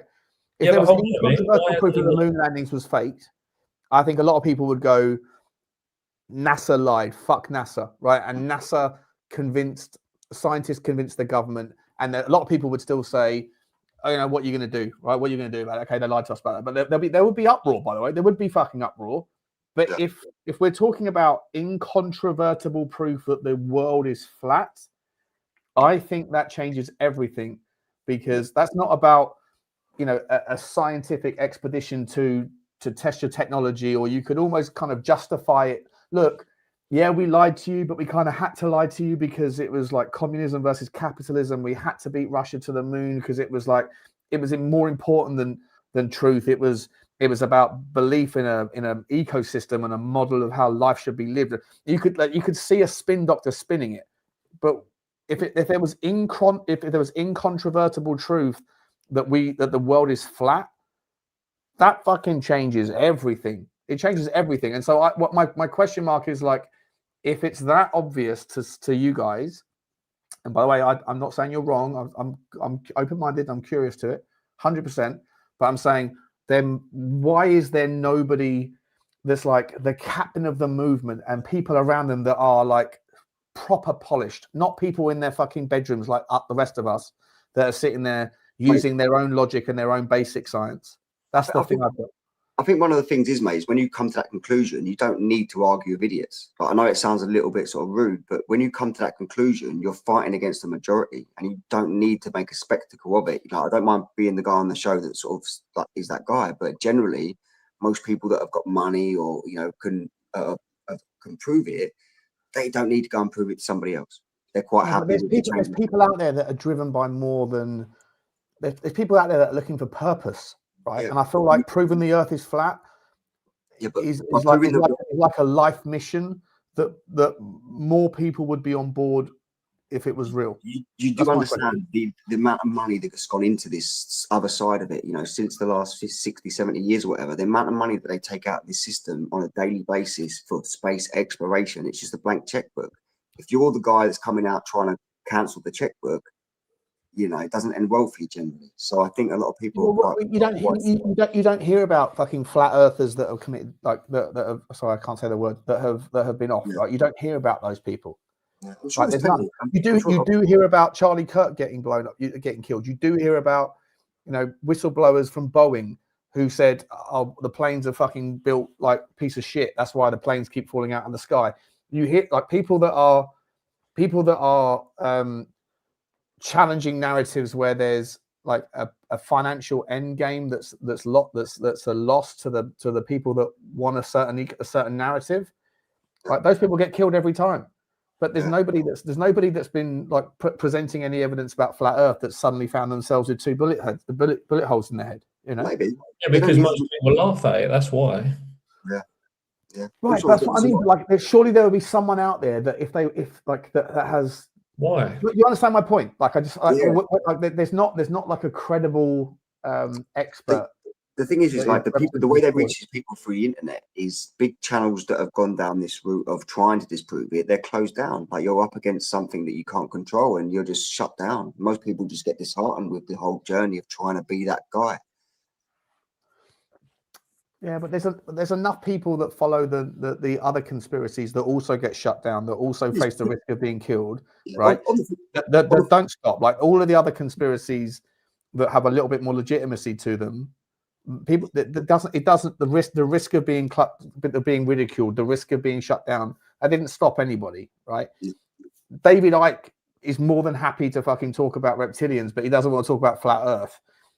Alex Jones was more than happy to talk about interdimensional beings and fucking, the massacre that happened with those children and get sued for trillions, whatever. No, it doesn't talk about flat Earth. I don't get where there's an absence. I'm not pitching to authority here. I'm just trying to say, like, it seems like the highest echelons of the conspiracy narrative for that particular topic seem to be people that live in their mum's basement. Would you say Ike is an expert on anything? Ike is not a scientist. He's not an expert on anything. He's certainly well researched, though. He's certainly well researched on the power. What has he researched? All the power brokers, all of the different, like the kind of stages of power, the history of various think tanks, all those sorts of things, right? Yeah, but you could say the same about Eric Dubay. You could say, well, he's researched. Yeah, but I'm saying, but Eric Dubay, no disrespect to him, but he's just a guy that's living at home in a house somewhere with a webcam, right? Yeah, but what's Ike then? Okay, let me ask this. When it comes to 9/11, wasn't there thousands of engineers, structural engineers? Wasn't there hundreds of pilots? Wasn't there hundreds of airplane engineers? I don't know what you want to call them, but they all came out and they got together and said that the science doesn't science on the story. Yeah, right? But a lot of people have said that it was done by airplanes, haven't they? A lot of people.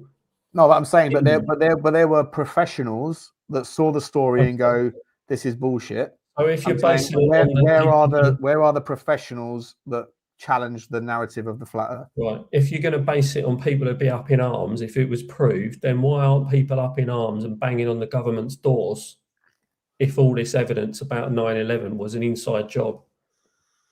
Why are they not at Washington, D.C. writing over all of this and saying, we knew you did it? Because I don't think that, like, but first of all, I agree, like, there should be, because I think that for me, it wasn't nothing like the origination of conspiracies, but I think in terms of our lifetime, that conspiracy changed our trajectory as a civilization more than any other in our lifetime. I think it was more consequential than JFK. I think it was more consequential than the Gulf of Tonkin. I think it was more I think it started a chain effect of that everything moved from there. But my point is just that, like, within the 9/11 conspiracy, even though a lot of those people were ridiculed at the start, they lost their jobs. COVID, you had some doctors, some scientists that felt a moral compromise and went, I'm not doing this, this is bollocks. And they all got shunned, they all got shut down, lost their jobs. There wasn't a lot, but there were many that ended up going, I'm not doing this, and they ended up being punished as a consequence, losing their careers. So how about where are, just quickly, where are the, I don't know, the geologists, where are the academics, where are the people that understand how the world works, the professionals that were willing to give up their profession to say, we're being fucking lied to about the shape of the Earth? That's what I'm saying. Do a montage. Sorry, John. You should do a montage of all the airplane captains that have come out and said it's flat. You should do one of the next shows. I'll put together a montage of about 50 different confessions from pilots admitting to passengers. And if you want to have some sort of credible people like you're looking for, maybe get a montage of 50 captains or whatever planes saying it. Maybe pilots as well have said it. I've only ever seen one video and geologists, because they go over the bloody land. Every captain on every boat in history, recorded history, knows it's flat. I mean, even every captain of every boat and every plane knows it's flat. Because the map they use is a circumnavigation map. It's not a ball. The United Nations symbology is flat Earth. It's not a globe. So why are they using that? Yeah, but that's not evidence. What does that mean? What do you mean? What does it mean? But what, like, how does that say? Like, why does that mean anything? Well, what do you think it means? No, but why would symbology mean anything? It's what do you mean? Why would symbology mean anything? Why would they use? Why have we got symbology and hide stuff in at the same time? It's all symbology, isn't it? But what's a Nike tick? It's symbology. It's marketing. Yeah, exactly. Same way you've got on your hat, you've got a symbology. No, I understand what it means, but why is it proof? Say that symbology means that something is true? I didn't say it's proving anything. I'm saying why. Well, exactly. You got to ask them why have they got it. Yeah, it's karmatic consent, like Sean said in the last show. One of the last shows, Sean said these people put it in your face with subliminal messaging because it's their karmatic approval. If you don't challenge it, that's why they put it on these karmic retribution. Yeah. It's a mission, but you've got to be able to pick up on it and also be able to challenge it and object to it. But if you don't, you are accepting of it, and it's the path that they do. Do you know what, Nicholas? Question. If there were a never-ending stream of pilots who said that the Earth is flat and that they had, I don't know how to fly a plane, right? But if they could explain it, I would treat that as some level of justification. I'll put together one. I'll put together a montage for you. One that actually you have to remember. That would help me get there. It wouldn't get me there, but it would help me get there because all I ever see is people that are flat Earth and people that are sitting at home on the street. You could put a jingle on it. You could put a jingle on it, Sean. Yeah. Yeah, I need to do some fucking jingles for this. I've not heard any pilots say it's curved, but I've heard plenty say it's flat. Yeah, mate, I'll do it for you. I'll do the groundwork for you. I'll actually put it together because I've seen so many, mate. It's ridiculous at this point that people haven't actually gone out and done it themselves. So let me just do it. Let me put together a little montage. You put it on one of the next shows, and then we can disprove that these 50 professional pilots have all said the same thing, but they're all wrong because they're not credible. Fair enough. Yeah, I haven't seen it. I've seen one person. I've seen one video of a guy that got to meet a pilot, and he said it. And it just looked a little bit forced. So if there's plenty more, it was a little bit of a suspicious video. So if there's plenty more of them, I'd like to see them for sure. And that would go some way to answering my question. That was the question I was like, where are the credible experts who understand, who have a job, who understand and need the earth to be a certain shape, for them to do their job. And I haven't seen it, so that would go some way to help me get there. I'll do it, but in the same respect, I would say though, like I said in one of the last shows, these pilots only actually fly the plane for about 2% of a journey, so they're not actually technically doing much through the course of a flight. So 98% of the journey over 6 hours, they're actually on autopilot. So you could actually use my own words against me, saying, "Well, how do these guys know if it's on autopilot the whole time?" True. It's a bit of a double-edged sword, but I think if you get 50 confessions, put them together in a montage, 3 minutes of the captain's, body language, and you can analyze the way they're telling their pilots and people that have paid for their services. But the captains remember as well, these people lose their jobs. If they come out and do these emissions, they're instantly, that's their job done. So a lot of them, are very reluctant to come out and say this, but I'll do it for you. We'll do it for on the next show. Yeah, can you understand where I'm coming from though? Like I just say, like other conspiracies have got people that are experts that say, like 9/11 had engineers, right? They come out and said planes don't fly into buildings and disappear inside the building, right? And so like, that's those sorts of things for me were like, okay, there's credible people there that are now losing their jobs. COVID, you had scientists, doctors, whatever, that were going, this isn't good science here. What are we doing? I'm like, okay, that's enough. With the flat Earth thing, I haven't seen any experts or whatever go in that direction. I would like to hear what Eugene's opinion would be if there was 50 pilots saying it's flat. I would like to find a way that he would.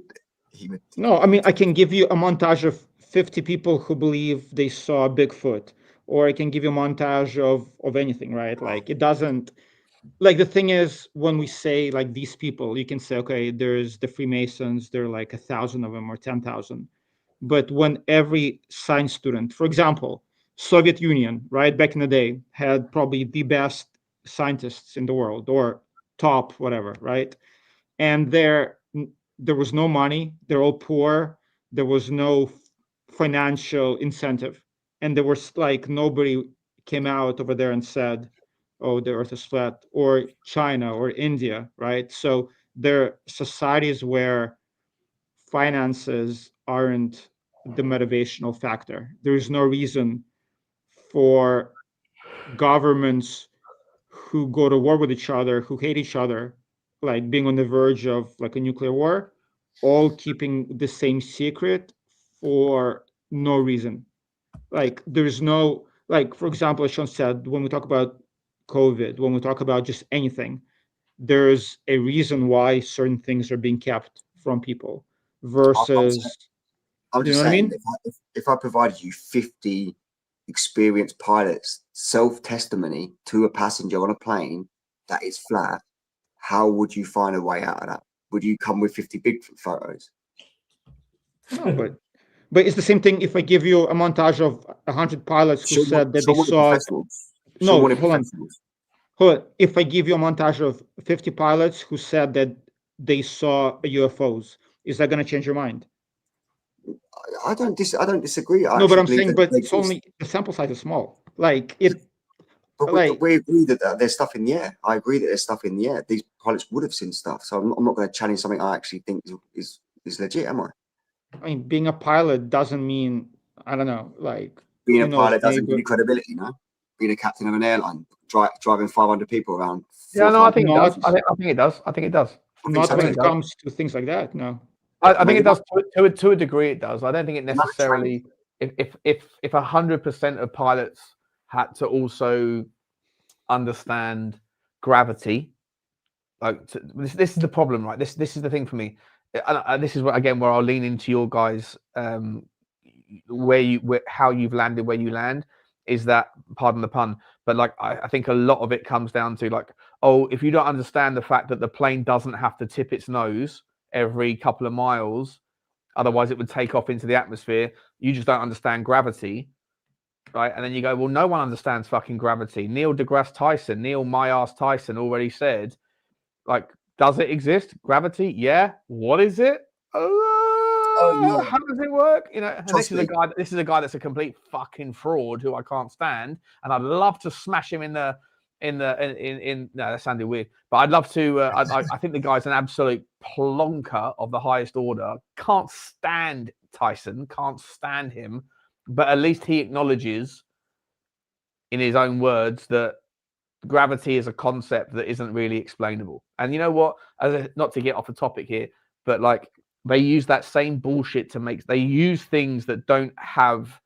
That they can't explain, like a scientific recipe or a formula to explain a hell of a lot of things. They do it with space, right? Like why is it if the universe is doing this and everything's doing this and we're spinning like this, like how is it that the universe doesn't expand to the point where it encloses on itself? Oh, that's because of dark energy and dark matter. Okay, what are they? No idea.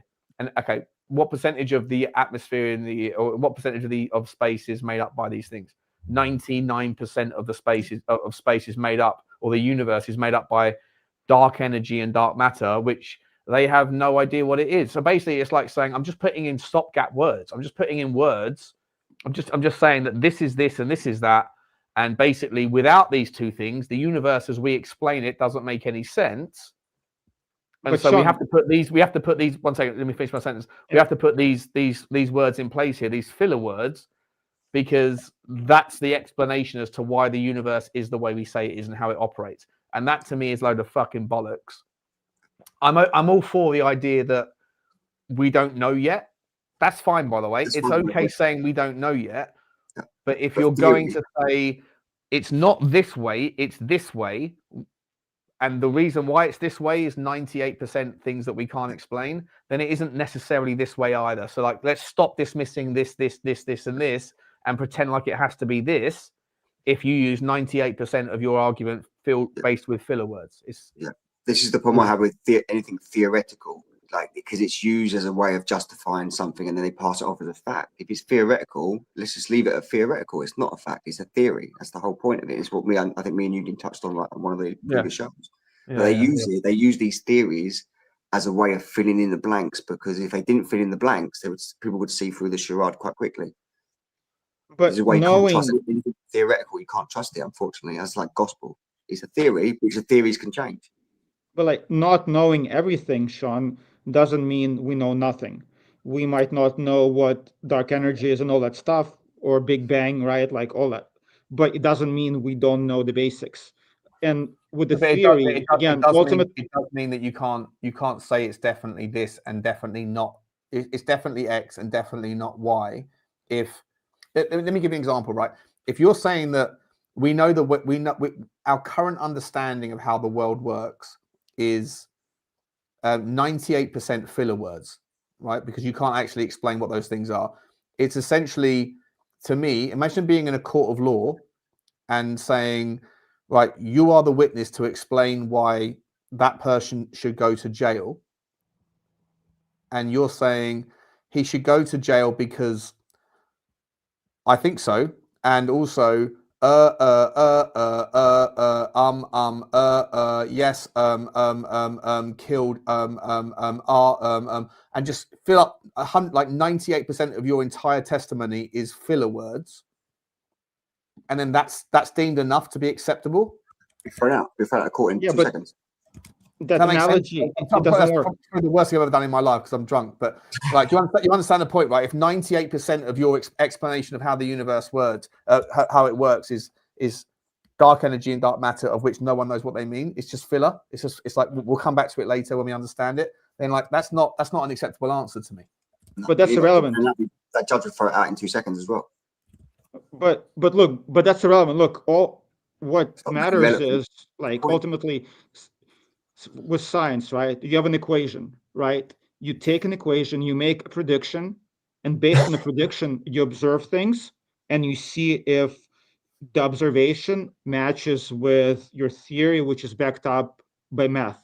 If we're saying that math is whatever, if it's a conspiracy, then we know nothing. So you can't say that we know something. You know what I mean? Like, there's an equation, you observe it, and you make 98% of the universe is filled with dark energy or dark matter. But why does it matter to anything? Like, if we don't know, we don't know. No, it matters massively because they're saying that guys, the Big Bang, right? This is how we've got this theory that the universe, like, who started it? We don't know, but we think it, like, we're pretty certain it was the Big Bang. Okay, how's the Big Bang worked? Well, there was nothing, and then there was a big explosion, and it was something, and it just went like this. Okay, let's extrapolate that. But I won't even bother asking you about how nothingness becomes something. That's obviously philosophical and theoretical rather than like anything scientific. But let's just go with it for a minute. How does the universe expand? Does it expand into something? If it does, then there's something beyond the universe, right? No, it doesn't have to do that because it expands as it grows. Okay, how does that work? Well, it works because of something called dark energy.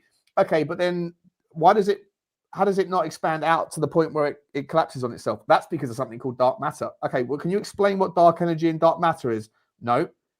At that point, I go, your entire concept of the universe is based on an idea called the Big Bang, which you can't explain. You can't explain what nothing is. You can't explain what something is. You can't explain what dark energy or dark matter is, which is entirely needed for the whole thing to make sense. That's not true. It is true. What about the laws of physics? Okay, laws of physics. You don't need to know what dark energy or dark matter is in order to say Newton's, right? The laws of physics, they work based on our observations. The laws of physics in our atmosphere, in our world, are observable, right? But in terms of how did the universe start and how it's expanding, but they're saying I don't have to explain to you what it's expanding into or how something can expand into something that doesn't exist. Like if it's expanding, surely you have to you blow up a balloon, right? It's expanding. What's the balloon doing? It's filling up the air around it. It's taking up more oxygen of the thing around it. The idea of the universe is just doing this. Okay, explain to me what is it that it's expanding into? Don't have to. Okay, well, explain to me how it is that the whole thing doesn't implode on itself. Don't have to. I'm just going to use these filler words called dark energy and dark matter. Can you not even explain what the Big Bang is? No. Can you explain to me how nothing was here? What is even on a kind of concept, what does nothing mean? Like, think about that for a second. Like, imagine the idea of nothingness. You can't really even fathom what nothingness means, right? It's just it's a weird concept. We can think of having something and it not being here, and then you have nothing. But the actual imagination of the word nothing is a trip. It's a mind trip. You can't do it. But like, they want you to believe that there was something that you can't even imagine, and then all of a sudden there's something and it's expanding into the previously asserted nothing, which you can't even get your head around. And then all of the logic behind it is based on two words, both of which they don't even bother to explain because they don't understand, and yet they make you believe that that's how the universe No, but that's why it's a theory, Sean. There's a difference between a law of physics, which is a law, and a theory. Make up bollocks, mate. It's just bollocks. It's just made up bollocks. But it's irrelevant to whatever we talked about. That's irrelevant. Like the Big Bang, the universe, like all that. Flat Earth. You could say anything. You could just say there was we're in a big giant fucking elephant's stomach, right? Why? Well, can you prove it? No, but it's a theory. And it's like, what are we doing here? Like, there's nothing behind it. There's no substance. And when you ask for the details, they say dark energy, dark matter. No, but that's not.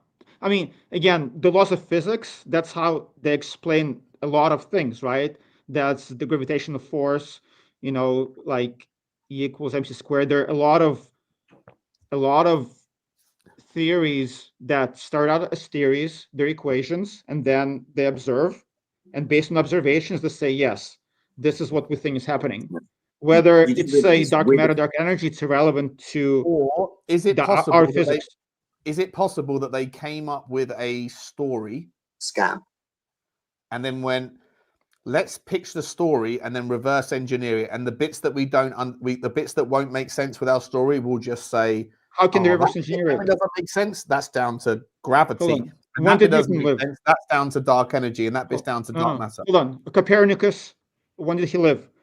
Dark energy has only been talked about in the past 50 years, 40 years. All that other stuff has been talked about by the Greeks thousands of years ago, right? Copernicus, Aristotle. But none of them fucking understand it. They're all just but the laws of physics are the laws of physics. Even before physics, the philosophers talked about these concepts based on observation. right? It's Aristotle was observing things. The whole concept, the whole ideology behind the Big Bang Theory has only been around for 70 years. And it was made mockingly by a guy on a radio show in 1949 or something like this. Like, you've got to basically come to terms with it. Every civilization that potentially lived on this earth hasn't believed in this theory, but we're so smart in the last 60 years that we figured it out, and all these other people before us are wrong. That's a stretch, so I mean, I'm just saying that's a stretch. It's based on a theory that, like Sean just adequately described, there is a theory on a theory on a theory on a theory that's got lots of inconsistencies in it. So our clever working out for the last 50 years is either a really elaborate scam, or we're super intelligent and all these civilizations before us weren't at all. But they're building incredible structures around the world that we can't explain to this day. I agree that this whole like dark matter, like big, like that's why it's called a theory, because nobody knows for sure, right? We can only like guess. But again, the way the science works is there is a theory, equations, and you observe. Copernicus, Aristotle, like for thousands of years, people based their assumptions on observation. Newton's laws of physics, they were based on observation. He saw something, he observed it, he had a theory, then there were equations. So that's why there's a difference between a law of physics and a Big Bang theory. One is a theory, another one is a law. So in Copernicus' time, sorry to cut you off there, but in Copernicus' time of living, his whole timeline and everyone believed in the flat Earth then. So either he was super, super smart but wasn't smart about that, or something changed. But in that timeline then, they all mapped the world as flat. But I'm Dark saying energy is a mysterious and largely unexplained force or phenomenon that makes up 68% of the total energy content of the universe. It's thought to be responsible for the accelerated expansion of the universe. In the late 90s, astronomers discovered that the expansion of the universe wasn't slowing down as they had previously expected, but actually speeding up. This surprising observation led to the hypothesis of dark energy. It's called dark because we can't observe it. It doesn't emit, absorb, or reflect light. Basically, we haven't got a fucking clue based on the story we've been telling you. Therefore, let's just put in a word. Let's put in a phrase. Like, come on. Like, it's like saying... It's like saying, why is it that Tottenham lose every week, and going, I don't know, Juju?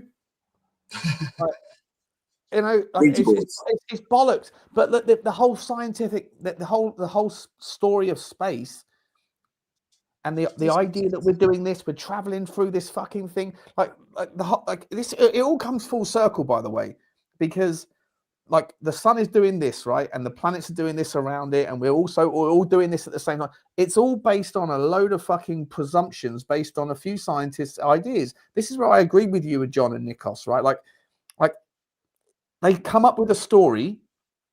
I'm not saying it means that the world is flat, but I'm saying they come up with a story that they can't prove. The origin of the story, the Big Bang, it's a load of fucking hypothesis and supposition and potentially waffle because they can't prove it, and then everything that happens from it, they go, well, this story doesn't fucking make sense.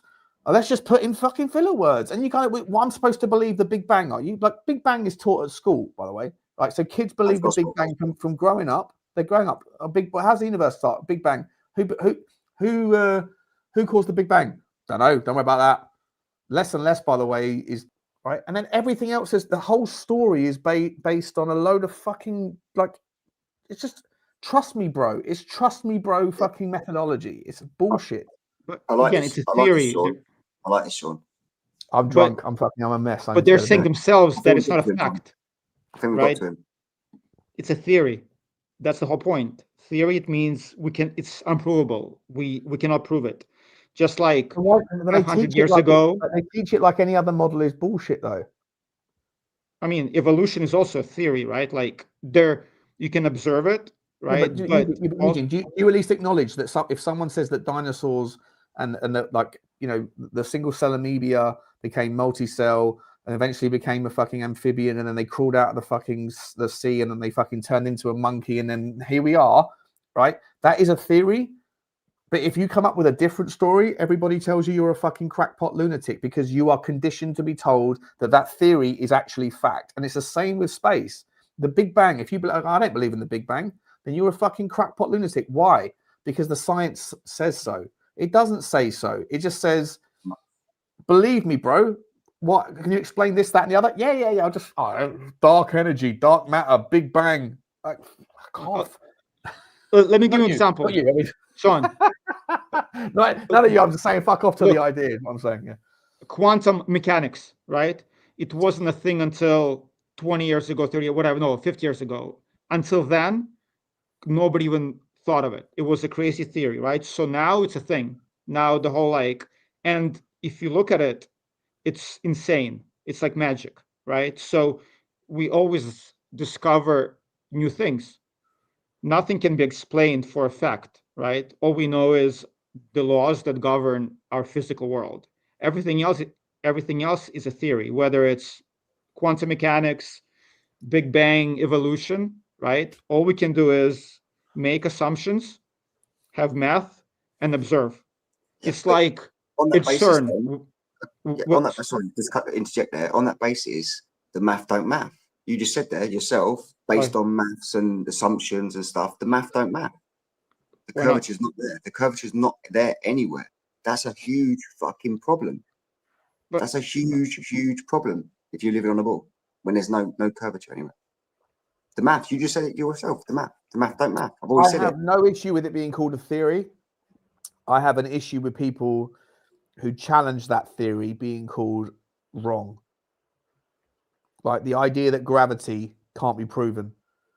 We're in 2025 and they still can't fucking figure out a way to, to like explain exactly what gravity is. And then people go, well, okay, then why can't it just be buoyancy? Again, I'm not advocating for your method, Nikos and John, but I'm just saying if gravity can also be explained via buoyancy, why is it such a fucking crackpot lunacy thing to say if you can't explain what gravity is, if you can't explain it like with absolute pinpoint accuracy, so it's just a theory that you're all confident on, then why are you shilling and throwing people under the bus for people that have a different model that works the same way, that has been more tried and tested? And the same thing with the people that say about the Big Bang Theory. Like, it's just a theory, bro. Okay, cool. So then if I don't have to believe it, why am I called a fucking lunatic?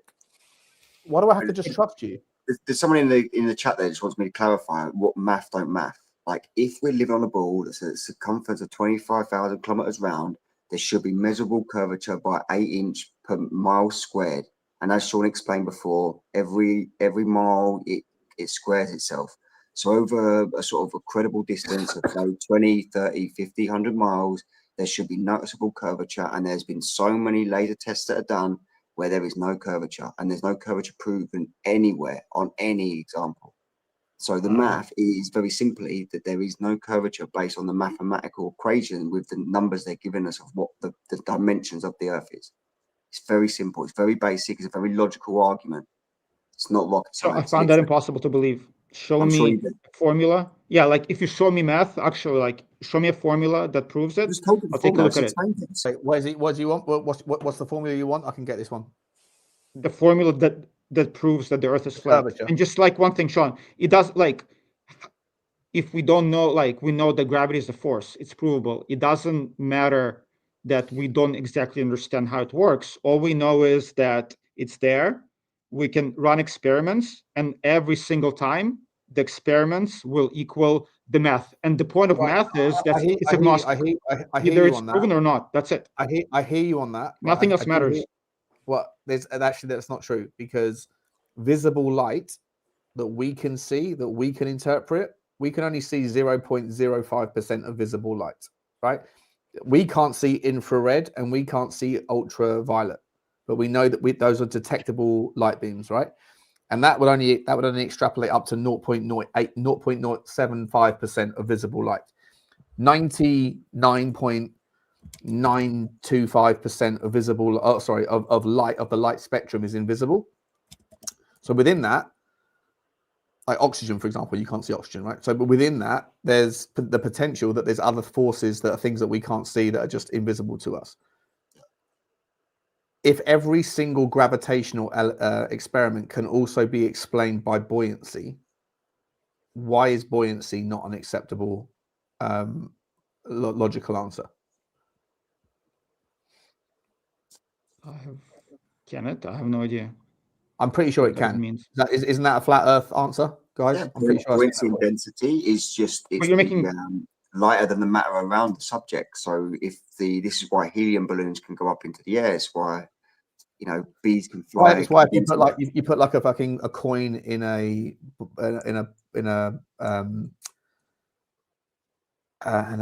glass of water, it sinks, right? But if you put a glass of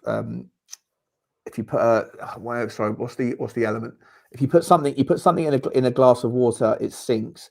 But then if you put the same thing in a glass of water and you spin the water and you add salt water, it makes the thing float. It's because of buoyancy, not because of gravity. Gravity the idea of gravity suddenly changes, but it's because of the chemical reaction of the water with I think it's salt or something like that. And then if you spin it just gently, it becomes like a different chemical reaction, and then the density versus buoyancy equation comes in.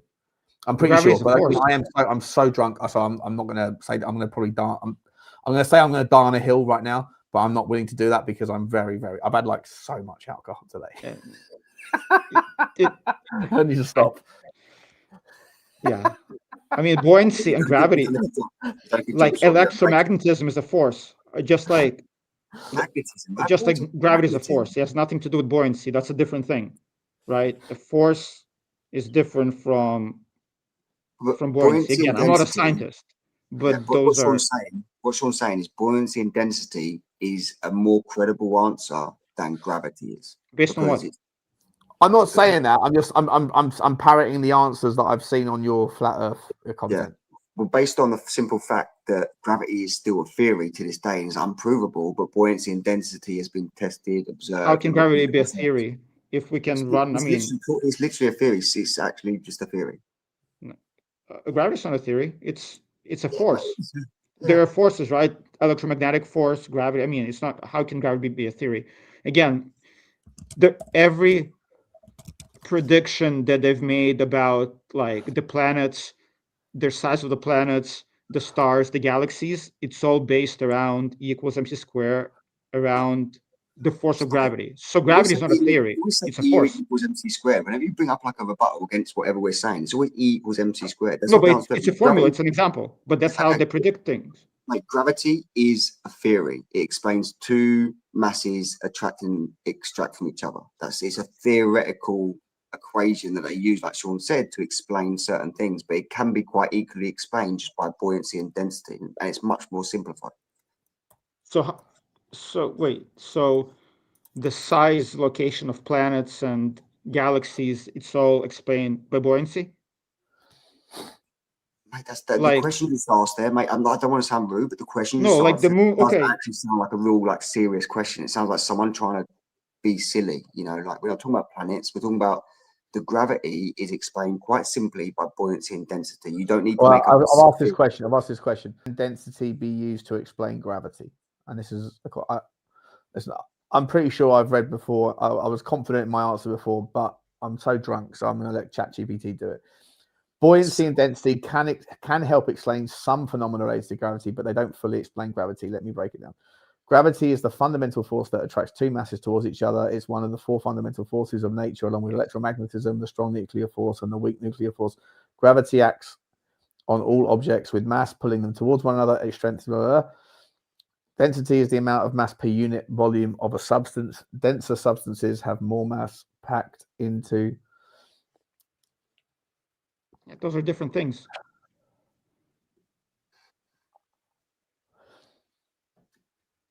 Just go to the summary. Yeah. Gravity is the force that attracts objects towards each other. Density helps explain why some objects float and others sink in a fluid under the influence of gravity. Hang on a second. Let me ask a better question.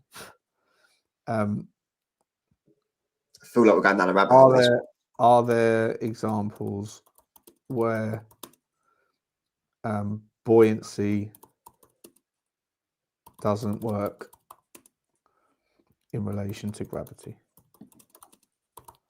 I'm not sure if that would do. I'm too drunk for this fucking bollocks now. Microgravity. In a microgravity environment, such as on the International Space Station, okay, an area where we can't see and test, Objects are essentially in the free fall and gravity still exists, but it doesn't create a notable buoyant force in the way it does Earth. In a vacuum, there is no air, so there can be no buoyancy. Buoyancy relies on the difference in density between an object. Buoyancy doesn't exist.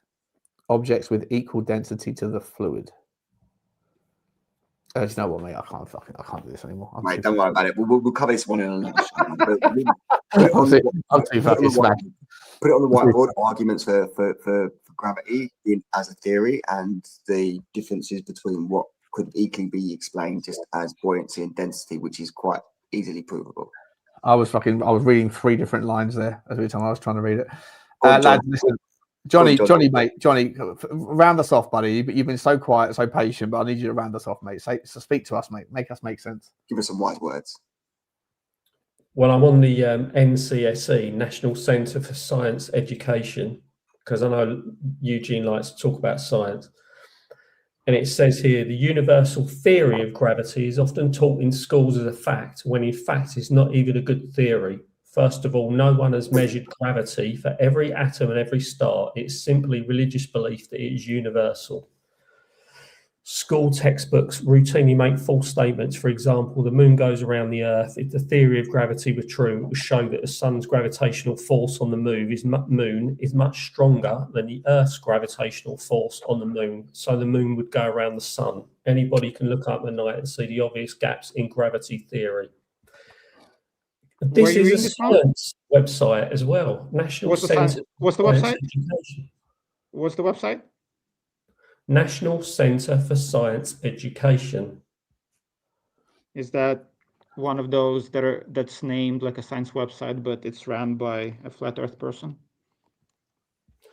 So when you said earlier you're not a scientist, yet when I quote you from a website that says National Centre for Science Education, well, you can say anything. I can say NGO. I can say that I'm a prophet. It doesn't mean I am. I mean, you can say whatever. It doesn't mean it's a legitimate website. It's an NGO. NCSE.NGO. NCS. Okay. Who funds them? We investigate science education. We block threats to science education. We support teachers. Okay. I mean, you might have just found us something there, mate. We need to look into that one. What's the site again? NCSE.NGO. If you're going to quote science and say I'm not a scientist, then all you're doing is repeating someone else's words.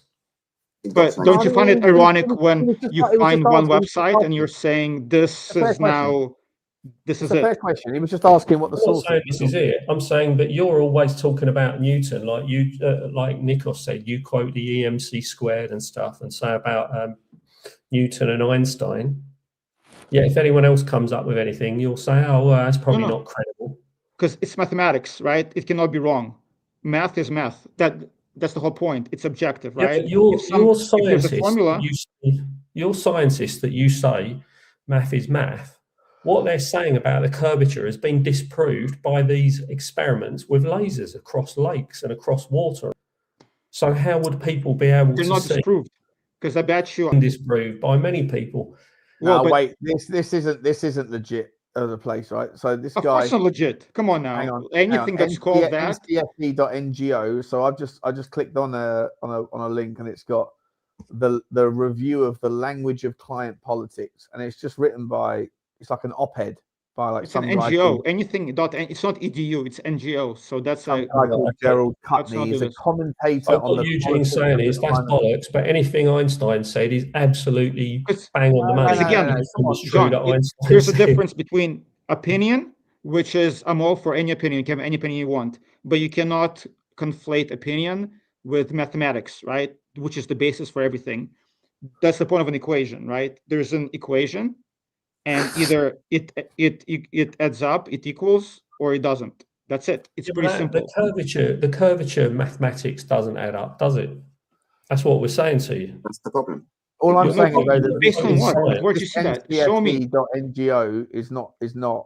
You've been told many times about the curvature calculation. No, but show me the formula. Show me the math, and actually, you've been told it.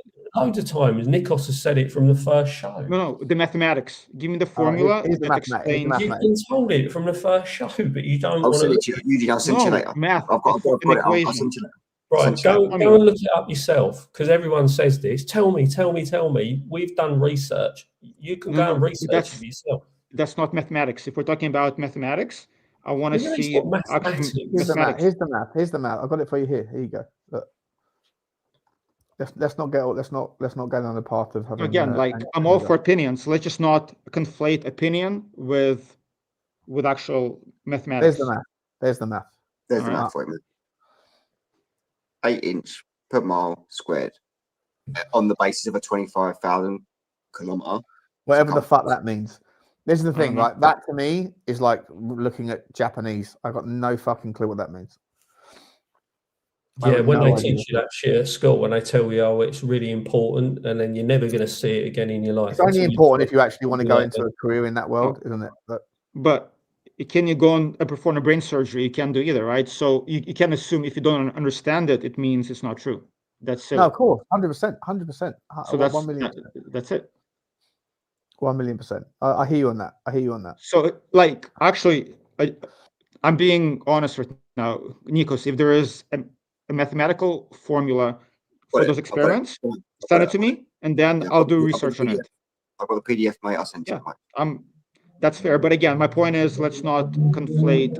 This is my opinion. This is what I think, versus this is an actual mathematical formula. That's my only point. Guys, we're going. I'm sorry, guys. I got to go. I'm absolutely same. I got to go too. I've embarrassed myself enough this evening, but I've had a wonderful show with you guys, and also with Perchy and Susie. Absolutely sensational. 3.5 hours. I was supposed to pop on for an hour with you, Eugene. Remember? I was like, "Would you do?" Perchy was not sensational, by the way. Sorry, Perchy was not. He was far from sensational. Sorry, Perchy. Perchy's. You know, Perchy's got a perch. You know.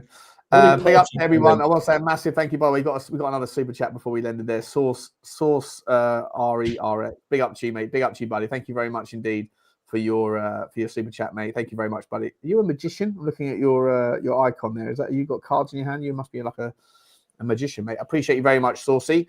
Thank you very much, buddy. John, Nikos, Eugene, to Susie if you're still watching, and to Perchy. I want to say a massive thank you. Thank you to everyone. We'll be back on possibly Sunday, but definitely Tuesday. And we will go into a deeper dive onto something. And I won't be as drunk this time. I've had so much to drink today. It's ridiculous. The math doesn't math on that one. Love you all. And we'll see you on Sunday night. Take care, everyone. Bye.